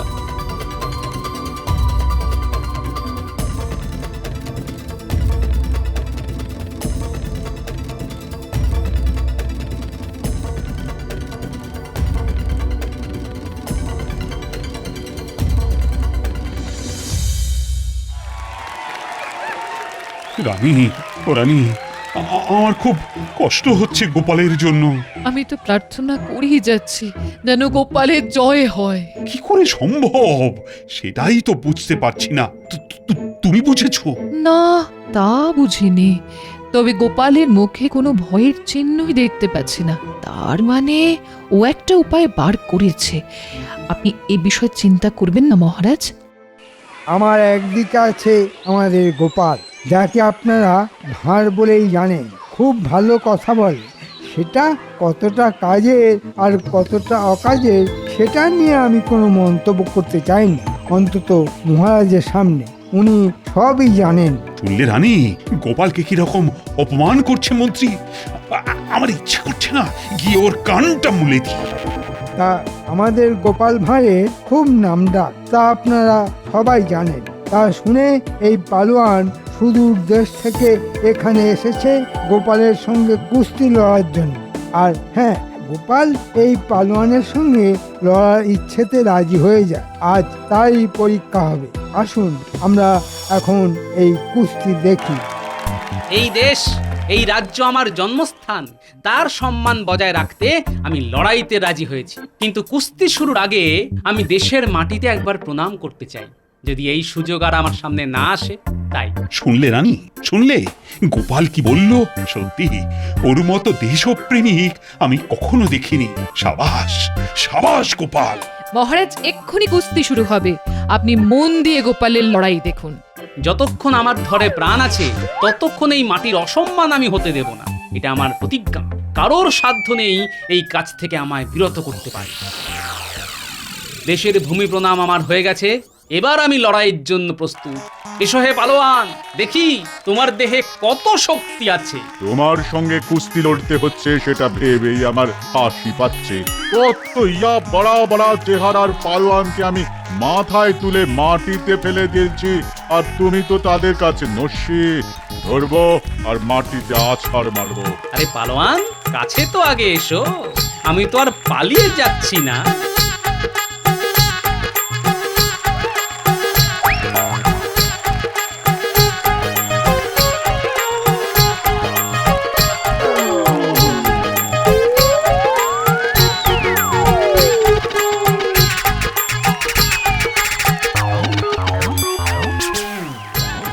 মরে গেলাম, মরে গেলাম, বাপরে বাপরে, এত পিঁপড়ে করতে গেল। মরে গেলাম, মরে গেলাম, মরে গেলাম।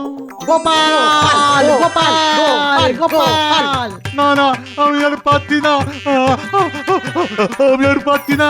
পালাই পালাই পালাই, আমি লড়বো না, আমি পালাবো, আমি পালাবো। আরে পালোয়ান পালাচ্ছে, এও কি সম্ভব রানী? সব সম্ভব। গোপালের পক্ষে কোনো কিছুই অসাধ্য নয় মহারাজ। আমার সঙ্গে লড়াই করতে গিয়ে ভয় পেয়ে পালোয়ান মাঠ ছেড়েই পালালো। মহারাজ, তাহলে এই লড়াইতে কে জিতলো? কে আবার? তুমি জিতেছো। আর শুধু তাই নয়, তুমি কৃষ্ণনগরের সম্মান রেখেছো। জয় জয় গোপালের জয়, জয় গোপালের জয়, জয় জয় গোপালের জয়। আরে ও পালোয়ান, কি আশ্চর্য! তুমি মাঠ ছেড়ে পালালে কেন? এখন আমি মুখ দেখাবো কেমন করে? মাথা খারাপ, পিঁপড়ের সঙ্গে লড়বো কেমন করে? আরে আমি তো সেটাই বলছি। গোপাল তোমার সামনেই একটা পিঁপড়ের মতো, আর ওর ভয়ে তুমি মাঠ থেকে পালিয়ে এলে, এই তোমার সাহস! ছি ছি ছি। ওসব বড় বড় কথা আমাকে বলে লাভ নেই। পিঁপড়ের কামড় আমি খেতে পারবো না। তুমি একটা হতচ্ছাড়া, আমাকে পিঁপড়ের কামড় খাওয়ালে। তুমি আমার বুকে এসো গোপাল। এই অসম্ভব ব্যাপারটা কি করে ঘটালে তা আমি কিন্তু এখনো বুঝতে পারিনি। আমি পেরেছি, আর এই জন্যেই গোপালকে রক্ষা কারো পক্ষে সম্ভব নয়।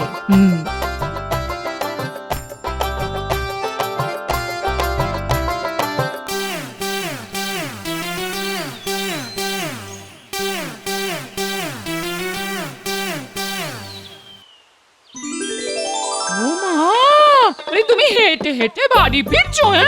আমি তো মাছগুলো সব ফেলে দিয়েছি। এখন যাচ্ছিলাম সাদা থান কাপড় কিনতে। আচ্ছা, আমার পাটকাঠি দুটো কোথায় গেল বলো তো? এখানেই তো রেখেছিলাম। দেখো, ওই যে দুটো মুগুর কিনে এনেছি। তুমি যে এত বড় কুস্তিগীর তা তো আগে জানতাম না। হ্যাঁ, এখন জেনেছি, তাই তো নিয়ে এলাম গো এই মুকুট দুটো, তোমায় আমি উপহার দিলাম।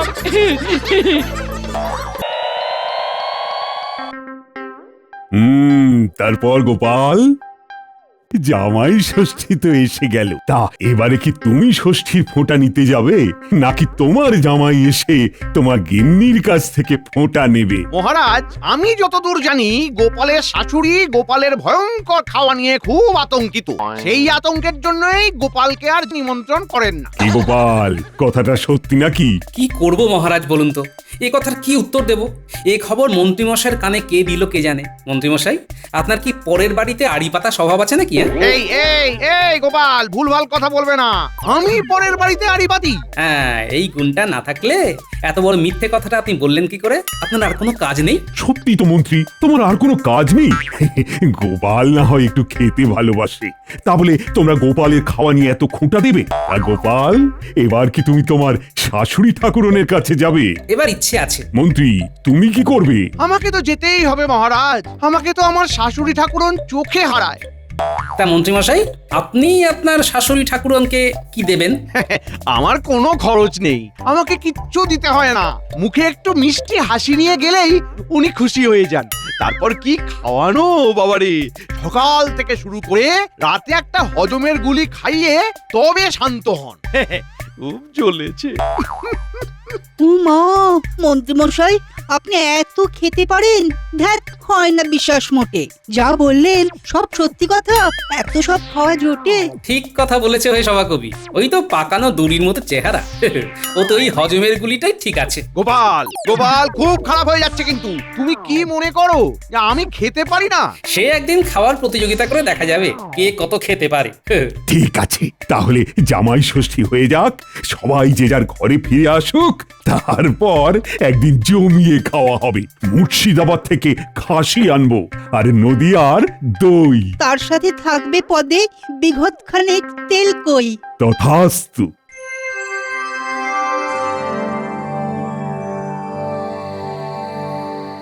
শ্রী চরণেশু মা, এবার আর জামাই ষষ্ঠীতে আপনার কাছে আসতে পারছি না, কারণ পা পিছলে পড়ে গিয়ে কোমরে চোট পেয়েছি। ভাববেন না, হাঁটতে পারলেই আমি মিনুকে নিয়ে হাজির হব। ইতি আপনার হতভাগ্য জামাই। হায় হায় হায়, এ কি হলো? ঠাকুরে কি হলো? এ কেন হলো? কি হয়েছে নাকি? খুব খারাপ খবর আছে গোপাল দাদু, খুব খারাপ খবর। খারাপ খবর? কি হয়েছে রে পুটি, তোর হাতে ওটা কি? ওটা দাদা বাবুর চিঠি। এবার আসতে পারবে না বলেছে। হ্যাঁ, আসতে পারবে না বলেছে? বাহ, এটা খুব ভালো খবর গিন্নি। তুমি কি কয়? ওষুধ না ওষুধ? বাবা জীবন আসতে পারবে না বলে আনন্দ করছো? বাবা জীবনের বাড়ি আমি সব ফল মূল মিষ্টান্ন জামা কাপড় পাঠিয়ে দেবো। কোন উনি একদম চিন্তা করো না গিন্নি, আনন্দ করছি কি আর সাধে গিন্নি। আমার অনেক দিনের ইচ্ছে আজ পূরণ হতে চলেছে। ইচ্ছা পূরণ শুনি। অবশেষে আমার ভাগ্যে জামাই আদর পাওয়ার শিকে ছিঁড়ল গিন্নি। মানে কি বলতে চাইছো? একটু ভরসা করে বলো দেখি। আমার জামাই আমাদের ঘরে আসতে পারছে না, কিন্তু আমি জামাই এইবারের জামাই আদর খেতে আমার শাশুড়ি ঠাকুরনের কাছে যাব। কি আনন্দ হচ্ছে না, কি বলবো গিন্নি। মানে এর মানে আবার কি? মানে এবার আমার জামাইয়ের ফোঁটা নেওয়া কেউ আটকাতে পারবে না। রাজসভা থেকে বেশ কয়েকদিন সবেতন ছুটি পেয়েছি, চলো কয়েকদিন ঘুরে আসি। কি আনন্দ, কি আনন্দ, বাতাসে বাতাসে ছোটে, মনের মধ্যে ইচ্ছেগুলো তুরি লাফ দিয়ে ওঠে।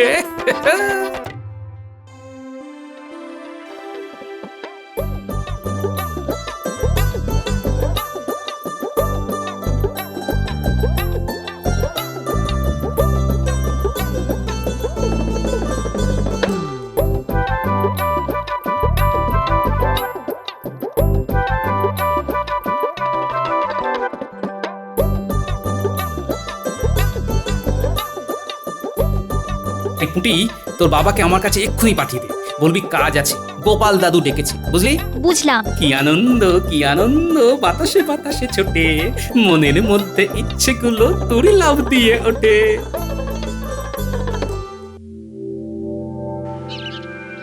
কি বুঝলে গিন্নি?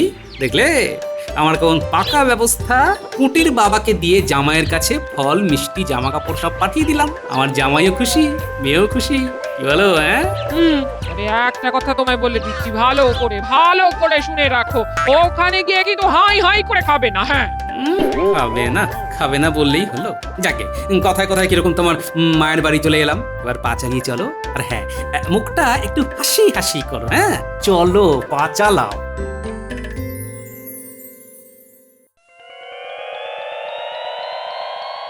কি গো গিন্নি, তোমার হলো? সকাল সকাল না বেরোলে আমার শ্বশুর বাড়ি পৌঁছতে দেরি হয়ে যাবে। গাড়োয়ান অপেক্ষা করছে। করুক অপেক্ষা, আমিও জেদ ধরেছি। এই পুরনো বিচ্ছিরি গয়না পরে কিছুতেই যাব না। এই সেরেছে, এটা তো গত বছর বানিয়ে দিয়েছিলাম, 1 বছরেই পুরনো হয়ে গেল। কি যে বলো না গিন্নি। আমি কে? আমি? আগে বলো আমি কে? তুমি তো আমার বউ। তুমি কে? এ আবার কি কথা? এক কথা কত রকম ভাবে জিজ্ঞেস করছো গিন্নি। আচ্ছা তুমি মন্ত্রী কি করে হলে আমাকে বোঝাও। একটা সহজ প্রশ্নের উত্তর দিতে পারছো না। তুমি হলে মন্ত্রী আর আমি হলাম মন্ত্রীর বউ। হ্যাঁ, সেটা তো ঠিক বলেছো। কিন্তু কেন বলেছি সেটা বুঝেছো কি? আরে এত ঘুরিয়ে পেঁচিয়ে বলবার কি আছে সেটাই তো আমি বুঝতে পারছি না। শুনে নাও, আমি এই কৃষ্ণনগরের মন্ত্রীর বউ। আমি 1 বছরের পুরনো গয়না পরে আমার বাপের বাড়ি যাব। আমার একটা সম্মান নেই, আমি যাব না। গিন্নি, অমন করে না, গাড়োয়ান অনেকক্ষণ অপেক্ষা করছে। আমি যাব না, আমার নতুন গয়না চাই, না হলে আমি ঘরের দরজা দিলাম। গিন্নি, তুমি না গেলে এবারে তো আমার ফোঁটা নেওয়া হবে না। আর এই বছরে একবার তো জামাই হিসেবে স্বীকৃতি পাই। ও গিন্নি, কি ফাটা কপাল।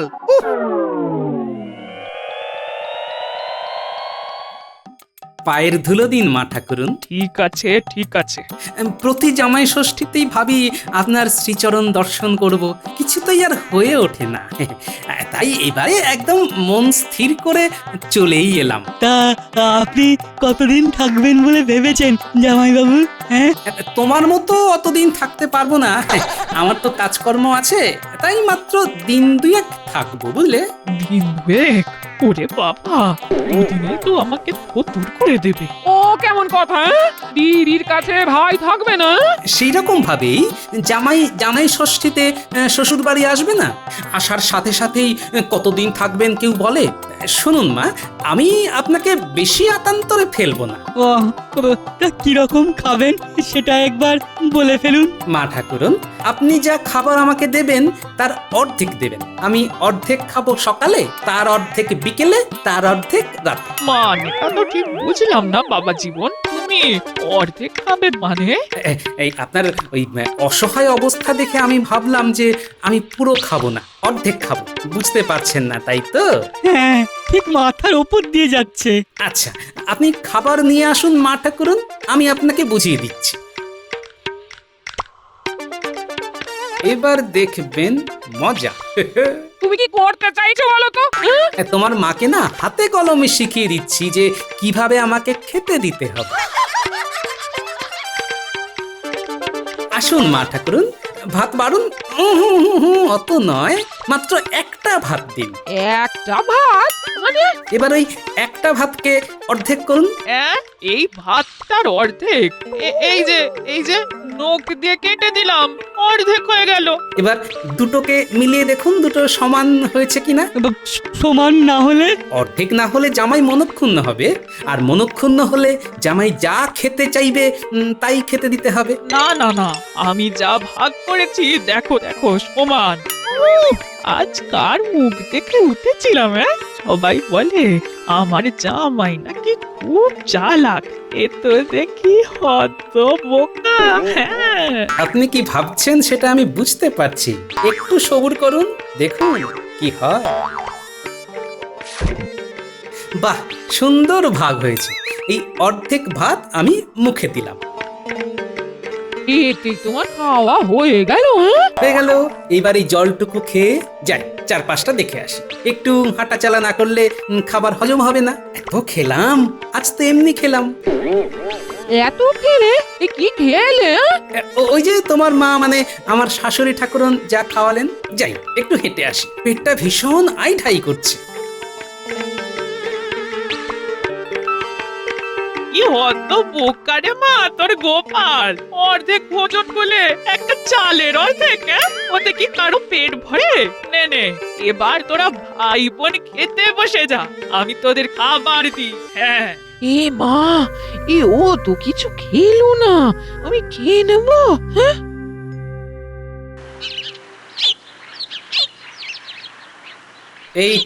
এই তো সেই খাবারের দোকান। ও কর্তা, কি খাবার আছে? ওরে বাস, হ্যাঁ আমি কাকে দেখছি? পেন্নাম।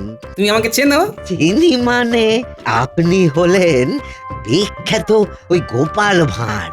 আপনাকে চিনবো না? আপনি হলেন এই গ্রামের গর্ব, আপনি এই গ্রামের জামাই। যাক, এটা হলে আমার শ্বশুর বাড়ি চেনে। ব্যাস, তাহলে পেটের আগুনটাকে আগে নেভাই। আর কি খাবার আছে তোমার দোকানে? আরে সরু চালের ভাত, গরম ভাতে গাওয়া ঘি, তারপর ওই বিউলির ডাল চাকা চাকা ওই ছাকা তেলে ভাজা, আলু পোস্তর বড়া, কাতলা মাছের পাতলা ঝোল। বাহ, খাসা তোফা, দাও দেখি। আসুন আসুন, খাবার দিচ্ছি। আজ আমার কি সৌভাগ্য, রসরাজ গোপাল ভাঁড় আমার দোকানে খেতে এসেছেন। শোনো দোকানি, আমি কিন্তু দুবেলা তোমার দোকানে খেতে আসবো, কেমন? 3 দিন থাকবো। কত দিতে হবে তোমাকে? জানোই তো বুড়ি মানুষ, হাত পুড়িয়ে রান্না করবেন, আমার ঠিক লাগছে না। আবার আমার বউটাও সাথে আসেনি। আপনার থেকে পয়সা নেব? কি যে বলেন গোপাল দাদা, আমার পাপ হবে না, ওটা আপনি আমার ওপর ছেড়ে দিন। হ্যাঁ, আমি আপনার শাশুড়ি ঠাকুরনের কাছ থেকে নিয়ে নেব। এটাই তো চেয়েছিলাম, আর এটা যে এত সহজে হবে ভাবিনি। ঠিক আছে, এখন খেতে দাও, জমিয়ে খাই। শোনো, এখন কিন্তু কাউকে আমার ব্যাপারে কিচ্ছুটি বলবে না। আমি যেদিন চড়ে যাব সেই দিন সবাইকে বলো, কেমন? কেন গোপাল দাদা? বুঝলে না, আমি রাজকর্মচারী, কত শত্রু আছে বলো তো, কখন কি হয়ে যায়। তা ঠিক আছে, আপনি একটু বসুন, আমি আপনার খাবার নিয়ে আসছি। বুঝলে গিন্নি, তোমাদের এই গ্রামটা ভীষণ ভালো। আর শ্যালক বাবাজি, তুমি কবে জামাই ষষ্ঠী ফোঁটা নিতে যাবে? মেঘে মেঘে তো বেশ বেলা হয়েছে। আমি তো এই কবে থেকেই তৈরি হয়ে বসে আছি, কিন্তু মাই তো বলে এখনো আমার খেলাধুলো করার বয়স। বাজে কথা রাখো। হ্যাঁ, সারাদিন কিছু খাওনি, তোমার তো পেটে পিত্তি পড়বে গো। কিরকম কথা বলছো তুমি গিন্নি? তুমি তোমার মাকে অপমান করছো।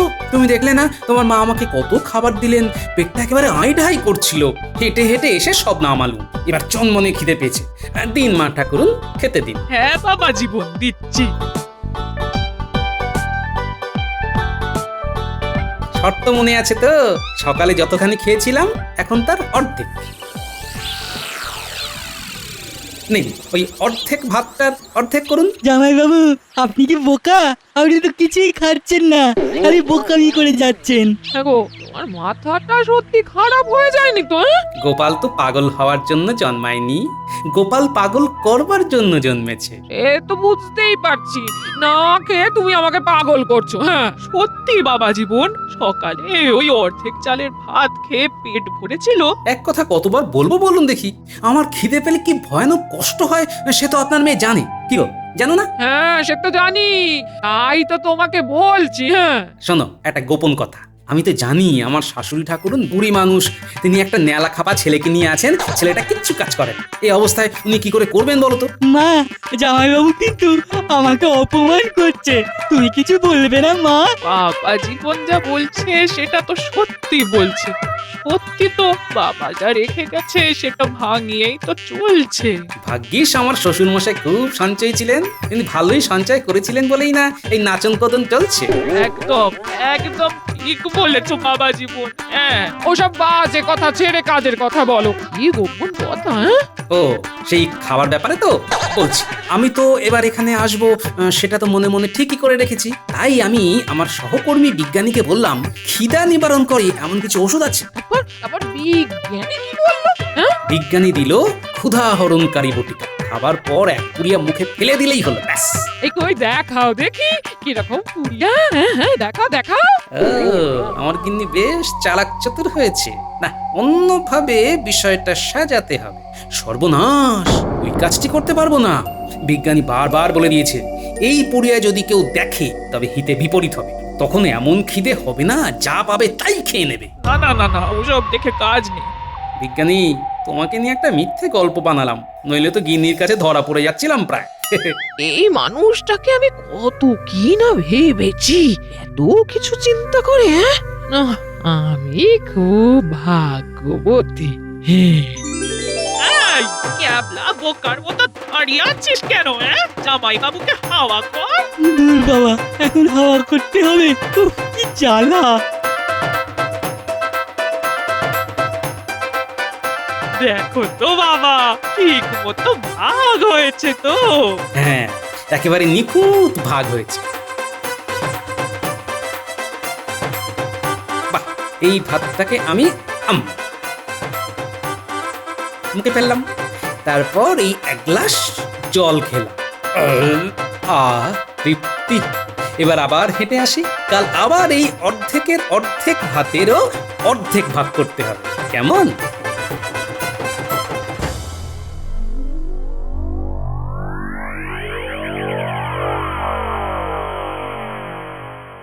কি আনন্দ, কি আনন্দ, বাতাসে বাতাসে ছোটে, মনের মধ্যে ইচ্ছেগুলো তুরি লাফ দিয়ে ওঠে। কি গো দোকানি, আছে তো? আছি মানে সব রাতের খদ্দেরকে বিদায় করে আপনার জন্য বসে আছি। রাতে কি কি পদ করছো? আপনার জন্য ওই খাসির মাংস আর পোস্ত ছড়ানো বেগুন ভাজা, গাওয়া ঘিয়ে ভাজা লুচি, শেষ পাতে মিষ্টি, মনোহরা আর এখানকার বিখ্যাত ক্ষীরের চমচম। বাহ, তোফা। নাও, বাড়ো বাড়ো বাড়ো, তোমার পদের কথা শুনেই তো খিদে বেড়ে গেল। আপনি আপনি বসুন না, আপনি বসুন, এই হাত পাকাটা নিয়ে ততক্ষণ হাওয়া খান। আমি বরং ওই গরম গরম লুচিটা ভাজি। ভাজো ভাজো ভাজো, আমি তোমার কথা ভুলবো না। কৃষ্ণনগরে গিয়ে তোমার কথা মহারাজকে বলবো, বুঝলে? মহারাজকে? ওরে বাবা,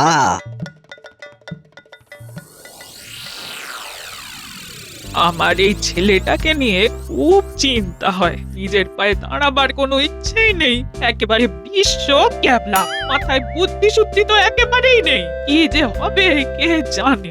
জামাইকে বলে রাজসভায় একটা চাকরি করে দিতে বল। দেখছি দেখছি, বাড়ি ফিরি। এত তাড়াতাড়ি ফিরবি? কাল তো সবে ষষ্ঠী, আর 2 দিন থাক না। মা, ওর খুব কাজের চাপ, খুব। মহারাজ তোমার জামাইকে চোখে হারায়, একদিন না দেখলে বাড়িতে পেয়াদা পাঠান। হ্যাঁ, কপাল কপাল, সবই কপাল। শুনলি? বলি শুনলি? ওই কানের গর্ত দিয়ে কি কিছু ঢুকেছে? যা বাবা, তোমার হঠাৎ করে কি হলো? চোখ, আবার মুখে বড় বড় কথা। জামাই বাবু এলে ভালো করে হাওয়া করবি, গা হাত পা ভালো করে টিপে দিবি, কথাটা যেন মনে থাকে। হ্যাঁ, বড় ভালো খেলাম গো দোকানি, তোমার হাতের রান্নাটি বড় মিঠে। আপনি সন্তুষ্ট হলেই আমার সব কিছু পাওয়া হয়ে গেল। তাহলে এবার আমি আসি। কাল আসবেন তো? যাবার আগে তোমার সাথে দেখা করে যাব।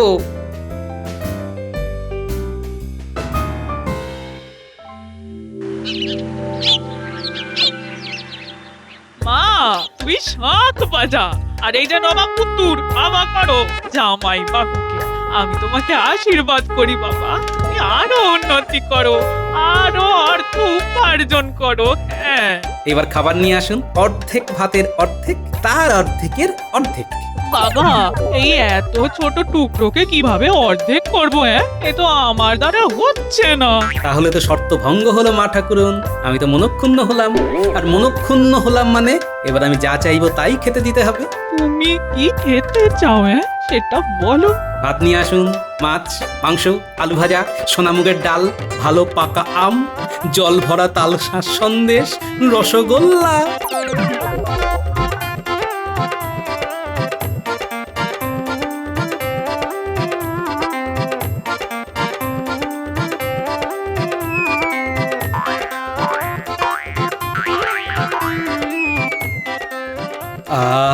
শান্তি,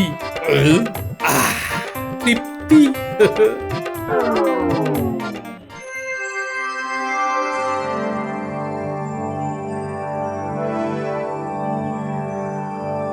চললাম মা ঠাকুরুন, বড় ভালো লাগলো জামাই ষষ্ঠীর খাবার। আসছে বছর আবার আসবো কেমন? চলো হে গাড়োয়ান, গাড়ি চালাও। পেন নাম হই মা ঠাকুরুন, পেন নাম হই। তুমি আবার কি মনে করে? ওই খাবারের দামটা নিতে এসেছি। কিসের খাবার? কে খেয়েছে? তোমার জামাই বাবু দুবেলা কি তৃপ্তির সাথে খেয়েছে, আমিও উজাড় করে খাইয়েছি।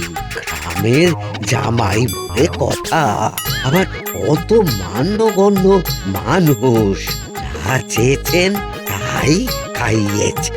তোমার কাছে দুবেলা খেয়েছে? হ্যাঁ হ্যাঁ, খুব তৃপ্তি করে। ওই মোটামুটি মূল্য যা হয়েছে তা হলো ওই 100 মোহর। ওরে বাবা রে! চলো গাড়োয়ান, আমার জামাই বাড়ি পূব গ্রাম। কি গিন্নি, এবার খুশি তো?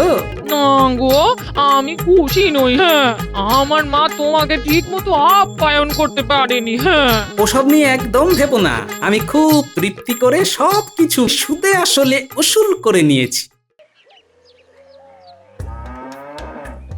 ওই গো, তোমার হলো?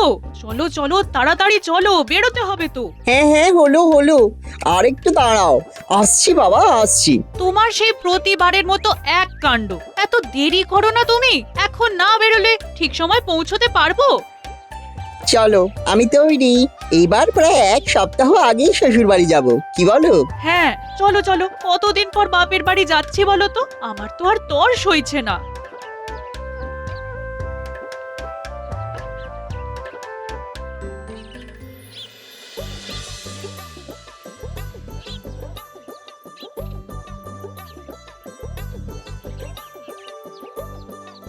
মা, মা দেখো, এবার আমরা 1 সপ্তাহ আগেই চলে এসেছি। তুমি বারবার বলো না এত কম সময়ের জন্য আসি, তাই এবার তাড়াতাড়ি চলে এলাম। ও মা, এই দেখো দেখো দেখো কে এসেছে! আমার তো দেখেই মনটা ভরে গেল। আয় আয় আয় আয়, এসো বাবা, এসো, ঘরে এসো। মা, এবার কিন্তু অনেক রকম খাবার খাবো, একেবারে কবজি ডুবিয়ে। তবে আজ চিংড়ি মাছের মালাইকারি খেতে খুব ইচ্ছে করছে। এবারে তো আমি একেবারেই খাটবো না, সব সময় আমি একাই খেতে বলি, আর উনি শুধু হুকুম করেন। মেয়ে জামাইটা তো ওনারও নাকি? কি হলো মা, চুপ করে আছো কেন? কি ভাবছো এত? আচ্ছা বাবা, আচ্ছা, এই তাই হবে তাই হবে। বাড়িতে তো চিংড়ি নেই। মিনুর বাবা আসুক, এলেই আমি বলছি বাজার থেকে বড় বড় দেখে চিংড়ি কিনে আনতে। হ্যাঁ আচ্ছা মা, এবার তাড়াতাড়ি এসেছি যখন, বহুদিন হলো কৃষ্ণনগরটা ঘুরে দেখা হয়নি। এবার তাহলে ঘুরে ঘুরে একটু নিজেদের মতন করে সময় কাটাবো। হ্যাঁ বাবা, হ্যাঁ নিশ্চয়ই নিশ্চয়ই। এখন আপাতত বিশ্রাম নাও, অনেক দূর থেকে এসেছো। হ্যাঁ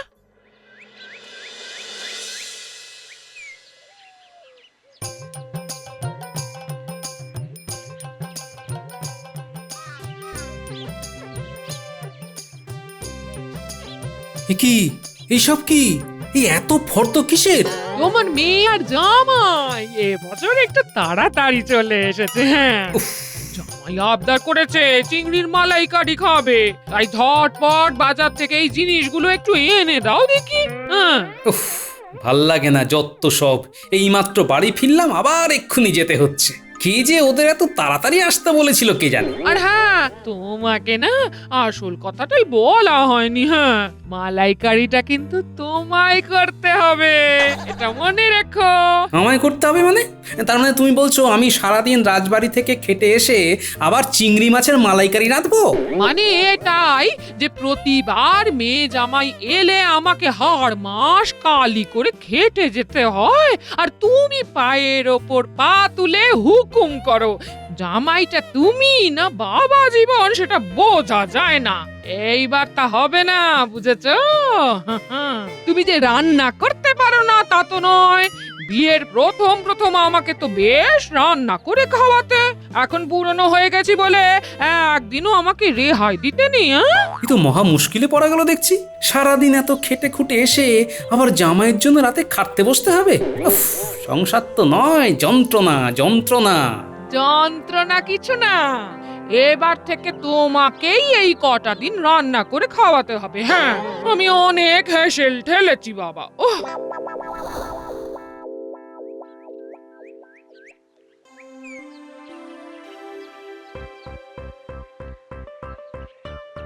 কই গিন্নি, আর কত দেরি? এবার তো রাজসভায় যেতে দেরি হয়ে যাবে। ভাতটা দাও। ভাতটা দাও মানে? তোমায় না আমি বললাম এই কটা দিন আমার ছুটি। এখন তোমরা মেয়ে বাবা মিলে রান্না করো আর আমাদের সবাইকে খাওয়াও। এই কদিন আমি কিচ্ছুটি করবো না, বুঝেছো? হ্যাঁ, এ তো আজব ব্যাপার। গিন্নি আমায় এইভাবে ফাঁসাচ্ছে, কিন্তু এখনো ভাত না হলে তো আমার রাজসভায় যেতেও দেরি হয়ে যাবে। যাই, অগত্যা আমি ব্যবস্থা করি।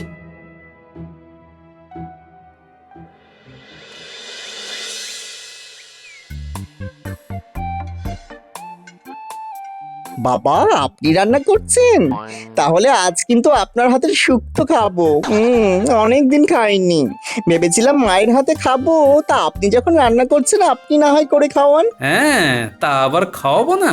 ঘাড়ের উপর এসে বসেছে বেটা জামাই। হ্যাঁ বাবা, তুমি যখন রান্না করছো তখন আমার জন্য একটু আলাদা করে লাউ চিংড়ি রেঁধো তো। আমাকে কি এরা শান্তিতে বাঁচতে দেবে না?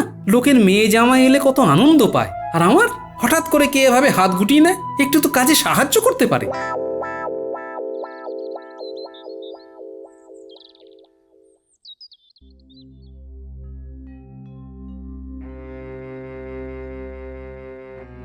কি হে গোপাল, তোমার মুখের এই অবস্থা কেন? তা বা আজ এত দেরি হলো যে? তাছাড়াও তোমায় এত কেন ক্লান্ত দেখাচ্ছে গোপাল? আর বলবেন না মহারাজ, বাড়িতে আমার এক ফোঁটা শান্তি নেই। মেয়ে বউ জামাই মিলে আমাকে নাজেহাল করে ছেড়ে দিচ্ছে। কেন কেন কেন গোপাল, সামনে তো জামাই ষষ্ঠী, তোমার মেয়ে জামাই চলে এসেছে, তোমার তো আনন্দ হবার কথা। কিন্তু মহারাজ, এবার আমার সেটাই কাল হয়েছে। এক সপ্তাহ আগেই মেয়ে জামাই চলে এসেছে, আর এদিকে আমার বউ বলেছে যে কদিন ওরা থাকবে সেই কদিন সেও কোনো কাজ করবে না। এই কদিন নাকি তার ছুটি। বেশ হয়েছে, পেট মোটাটা এতদিন খালি খেয়ে আর ঘুমিয়ে ভুঁড়ি ফুলিয়েছে। একটু খেটে বুঝুক কেমন লাগে।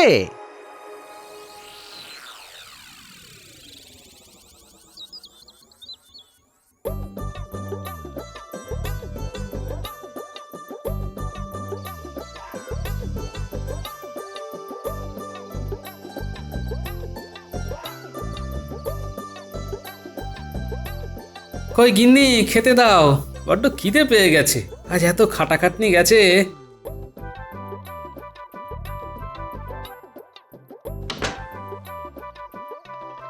খেতে দাও মানে?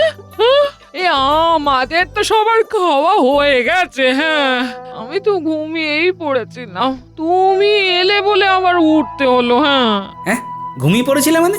এত তাড়াতাড়ি ঘুমিয়ে পড়লে কেন? আর খাবার নেই মানেটা কি? হ্যাঁ, তোমরা কিছু খাওনি? হ্যাঁ, খেয়েছি। হ্যাঁ, ও বেলা যা রান্না ছিল মোটামুটি তাই দিয়ে আমাদের তিনজনের খাওয়া হয়ে গেছে। বাবা, তাই আর আলাদা করে তোমার জন্য রান্না করিনি। হ্যাঁ, তোমার যদি খুব খিদে পায় তুমি না হয় একটু ভাত ফুটিয়ে নাও। আচ্ছা আচ্ছা, তোমরা কেউ একবারও আমার কথা ভাবলে না? নিজেরা খেয়ে শুয়ে পড়লে। এতে এত দুঃখ পাবার কি আছে?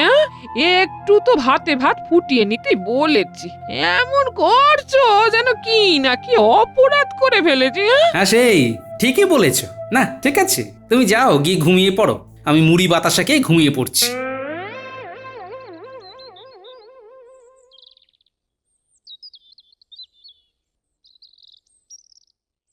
বাবা, আমার না অনেক দিন থেকে আমের আচার খেতে ইচ্ছে করছে। কেন, তোর মাকে বল না, বাড়িতেই তো আমের আচার আছে। না না, যে আচার ছিল না সেটা তো 3 দিন আগেই শেষ হয়ে গেছে। হ্যাঁ, ও আচ্ছা ঠিক আছে, তাহলে একটা কাজ করো না বাবা, আমাদের আম গাছ থেকে বরং আম পেড়ে আমায় আচার বানিয়ে খাওয়াও। আরে আমি এখন আচার বানিয়ে খাওয়াবো?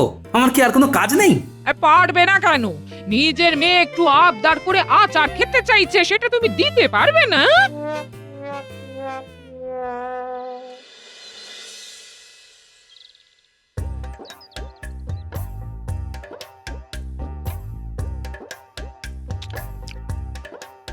ওহ, দারুণ দারুণ হয়েছে তো।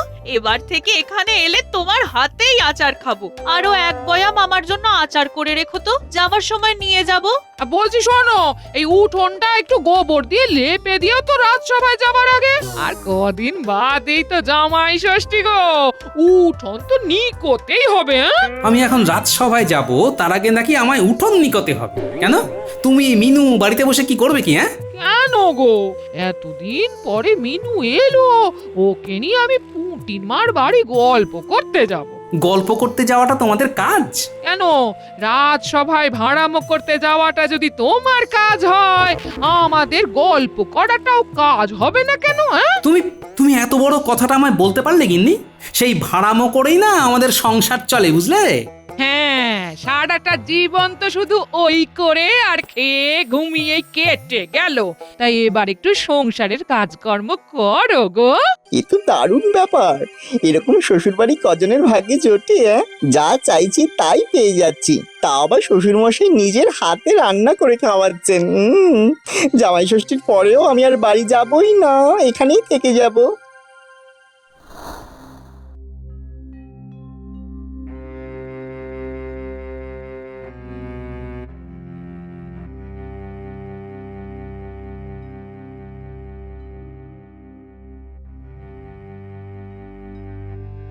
দাদু, তোমার এত কষ্ট কিসের গো? কি হয়েছে তোমার? মুখটা কেমন যেন দেখে মন মরা লাগছে কেন গো? কি আর বলবো রে, বাড়িতে মেয়ে জামাই এসেছে, মেয়ে বউ মেয়ে জামাই 3 জনে মিলে আমাকে জ্বালিয়ে মারছে। এ বাবা, দাদু তোমার নিজের বাড়ির লোকজন এরকম করছে? তুমি মানুষের এত উপকার করো, কত ভালো মানুষ তুমি, নিজের লোকের জন্যই তো সঞ্চয় করছো, তারাই এরকম করছে। তুই তো ঠিকই বলেছিস, আমি তো সঞ্চয় করছি বাড়ির লোকের জন্যই, কিন্তু কোথায় যে কি সঞ্চয় করছি তা তো আমার বাড়ির লোক জানে না। এইবার তবে মজা দেখাচ্ছি। এখন আসি রে, আমায় আবার রাজসভা যেতে হবে, দেরি হয়ে যাচ্ছে।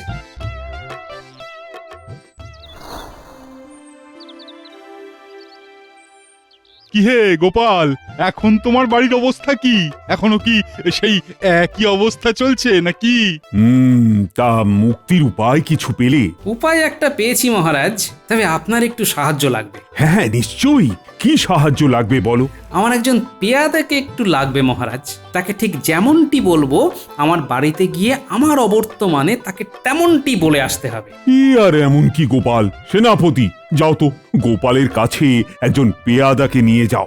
গোপাল যেমনটা বলছে সেই পেয়াদাকে ঠিক তেমনটাই করতে বলো। আচ্ছা মহারাজ, চলো চলো গোপাল।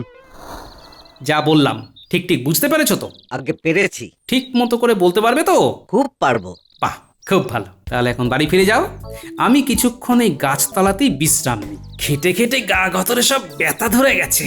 কাল সকালে আমি রাজসভায় আসার পর আমার বাড়ি গিয়ে যেমনটা বললাম ঠিক তেমনটা করে বিকেলে এসে আবার এইখানে আমার সঙ্গে দেখা করবে, বুঝেছো? যে আগে।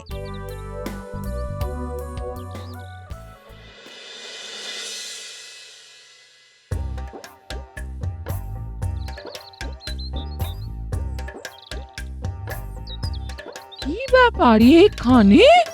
আগে মহারাজা আমাকে পাঠিয়েছেন গোপাল ওর সঞ্চিত 1000 সোনার মোহরের জন্য কার নাম গোপাল মনোনয়ন করেছেন তা জানতে। আমি সেই খবরই নিতে এসেছি। তিনি তো ঘরে নেই, কিন্তু কি বললে 1000 সোনার মোহর না কি জানো? বলি ব্যাপারটা কি একটু খুলে বলতে পারো? আগে 1 বছর আগে গোপাল ওর জমানো 900 মোহর কোথায় আমানত করবে ঠিক করতে পারছিল না। তখন মহারাজ বলেছিলেন যে সেই সোনার মোহর তার কাছে বীমা করতে, এবং 1 বছর পর তিনি সুদ হিসাবে তাতে আরো 100 মোহর যোগ করবেন।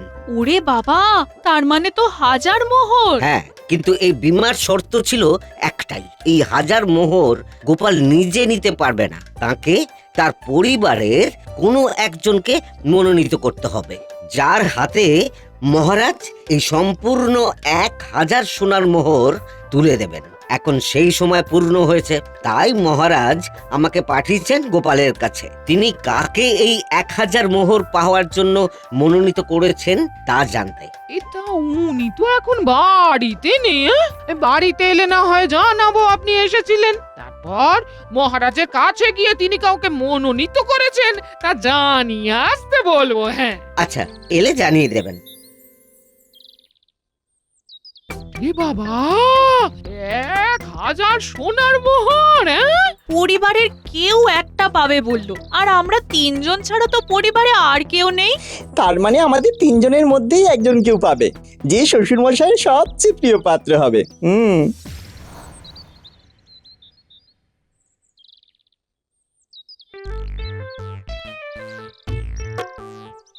কে হলো গিন্নি, চোখে মুখে এত খুশি? তুমি নাকি শুনলাম বীমা করিয়েছো? হ্যাঁ, সে তো 1 বছর আগেই করিয়েছিলাম। অনেকগুলো টাকা পাবে বলো? হ্যাঁ, তা অনেকগুলো টাকাই পাবো, ভাড়ামো করেই টাকাগুলো জমানো কিনা। আর ভাবছি টাকাগুলো পেলে আমি অন্য জায়গায় গিয়ে বাড়ি করে থাকবো, বুঝলে?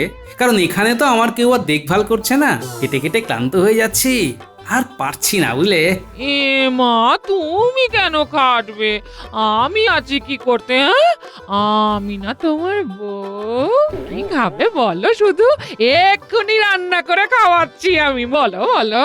না না না মা, তোমারও তো বয়স হচ্ছে, তোমাদেরকে কাউকে কিছু করতে হবে না, আমি আজকে তোমাদের রান্না করে খাওয়াবো। এই শোন, তুই এখন পরের বাড়ির বউ, তোর এখন অন্য সংসার হয়েছে, তুই সেই সংসার সামলাতে যা। এটা আমার সংসার, আমায় কাজ করতে রে। কেন মা, এটা কি আমার বাড়ি নয়? আর বাবাকে আমি রান্না করে খাওয়াতে পারবো না? আচ্ছা আচ্ছা, তোমরা তো ঝগড়া করছো কেন? তোমরা মা মেয়ে দুজনে মিলে রান্না করো, তাতে সমস্যা কি?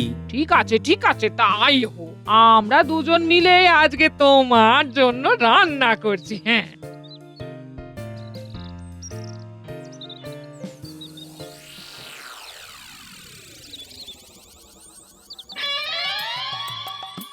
কি ফন্দিটাই না এটেছি। এতদিনের এত কষ্টের একটু উপশম হলো বাবা, জমিয়ে খাই।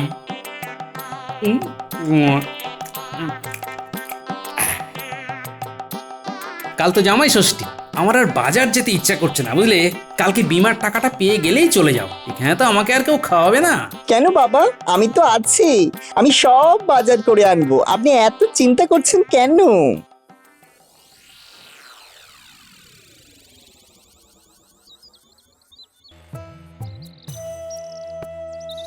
আজ জামাই ষষ্ঠী আর আমাকেই খেটে খেটে মরতে হচ্ছে, বাজার করছি, টাকা খরচ করছি, আমার কোনো গুরুত্বই নেই। ধুর।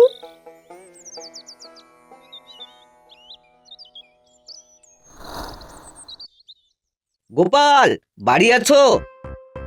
হ্যাঁ বলো, কি ব্যাপার? আজ আমার টাকা পাওয়ার কথা ছিল না? হ্যাঁ, কথা ছিল, কিন্তু তুমি তো তোমার পরিবারের কাউকে এখনো মনোনীত করতে পারোনি। আমি তো বাড়ি এসে বলে গেছিলাম। আচ্ছা, আমি যদি আমার মেয়ে বউ দুজনকেই মনোনীত করি? তুমি যতজনকে খুশি মনোনীত করতে পারো, কিন্তু কমপক্ষে একজনকে করতেই হবে। অবিবাহিত হলে তোমায় কাউকে মনোনীত করার দরকার পড়তো না, কিন্তু তুমি যেহেতু বিবাহিত, তাই তোমায় এটা করতেই হবে। বেশ বেশ,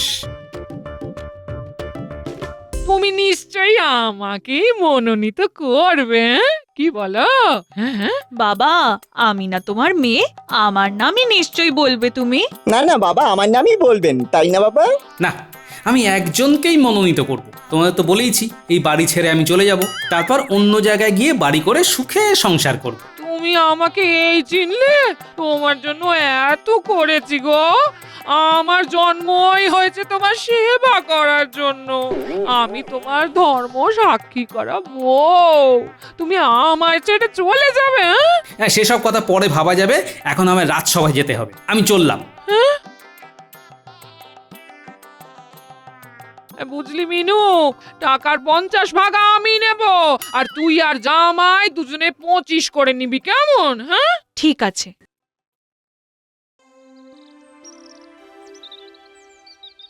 কি গোপাল, বাড়ির কি পরিস্থিতি এখন? মহারাজের সাহায্য পেয়ে আমার যে কি উপকার হয়েছে না আপনাকে কি বোঝাবো। কেন, কি ব্যাপার? মহারাজের সাহায্য নিয়েই তো আমি বলেছি যে আমি অন্য কোথাও গিয়ে বাড়ি করব আর সেখানেই সংসার করব। আরও বলেছি মহারাজের কাছে আমার কিছু সঞ্চিত টাকা আছে, সেগুলো সব তাকেই দেব। তারপর থেকে আমার যা খাতির বেড়েছে সে তোমায় আর কি বলবো। তা কি কি খেলে গোপাল?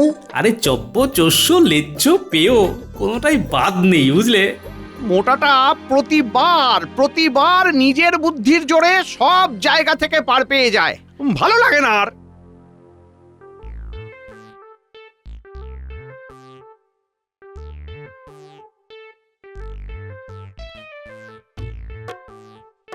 তুমি আমার টাকাটা নিয়ে এসেছো? না, আমি টাকা আনিনি, একটু পর পেয়াদা এসে টাকা দিয়ে যাবে। ও আচ্ছা। কি গো, টাকাটা এনেছো? না না, আসলে একটু গন্ডগোল হয়েছে গোপাল। তোমার পাওনা টাকাটা তুমি 1 বছর পরে পাবে। আমাদের সময়ের হিসাবে একটু গন্ডগোল হয়ে গেছে। তুমি 1 বছর পরে ঠিক সময়ে টাকাটা পেয়ে যাবে, আর তার সাথে আরো অনেক বেশি সুদও পাবে। ও আচ্ছা, ঠিক আছে, আমাদের কোনো তাড়া নেই। গিন্নি, আমি এখন চান করতে গেলাম, বুঝলে। মিনু, এখন তো এমনিতেও টাকা পাবি না, এখন তাহলে কি করবি? হ্যাঁ, এখানে থাকলে প্রতিদিন যা খরচ হচ্ছে, নিজের টাকায় বাজার করতে করতে ফকির হয়ে যাচ্ছি। এক্ষুনি না পালাতে পারলে ভিখারি হয়ে ফিরবো। মা, এবার আমরা বরং এলাম। সে কি বাবা, এই জামাই ষষ্ঠীর দিন তুমি চলে যাবে বলছো কেন? তোমার বাবা আসুক, তোমায় খেতে দেবো যে। হ্যাঁ না মা, আবার বরং পরের বছর জামাই ষষ্ঠীতে আসবো। আমার একটা খুব গুরুত্বপূর্ণ কাজ মনে পড়ে গেছে। আজ এক্ষুনি বেরিয়ে যেতে না পারলে আর বাড়ি পৌঁছতে পারবো না। কেমন, চলি? মা, আমরা বরং এলাম। সাবধানে যেও, সব সাবধানে যেও।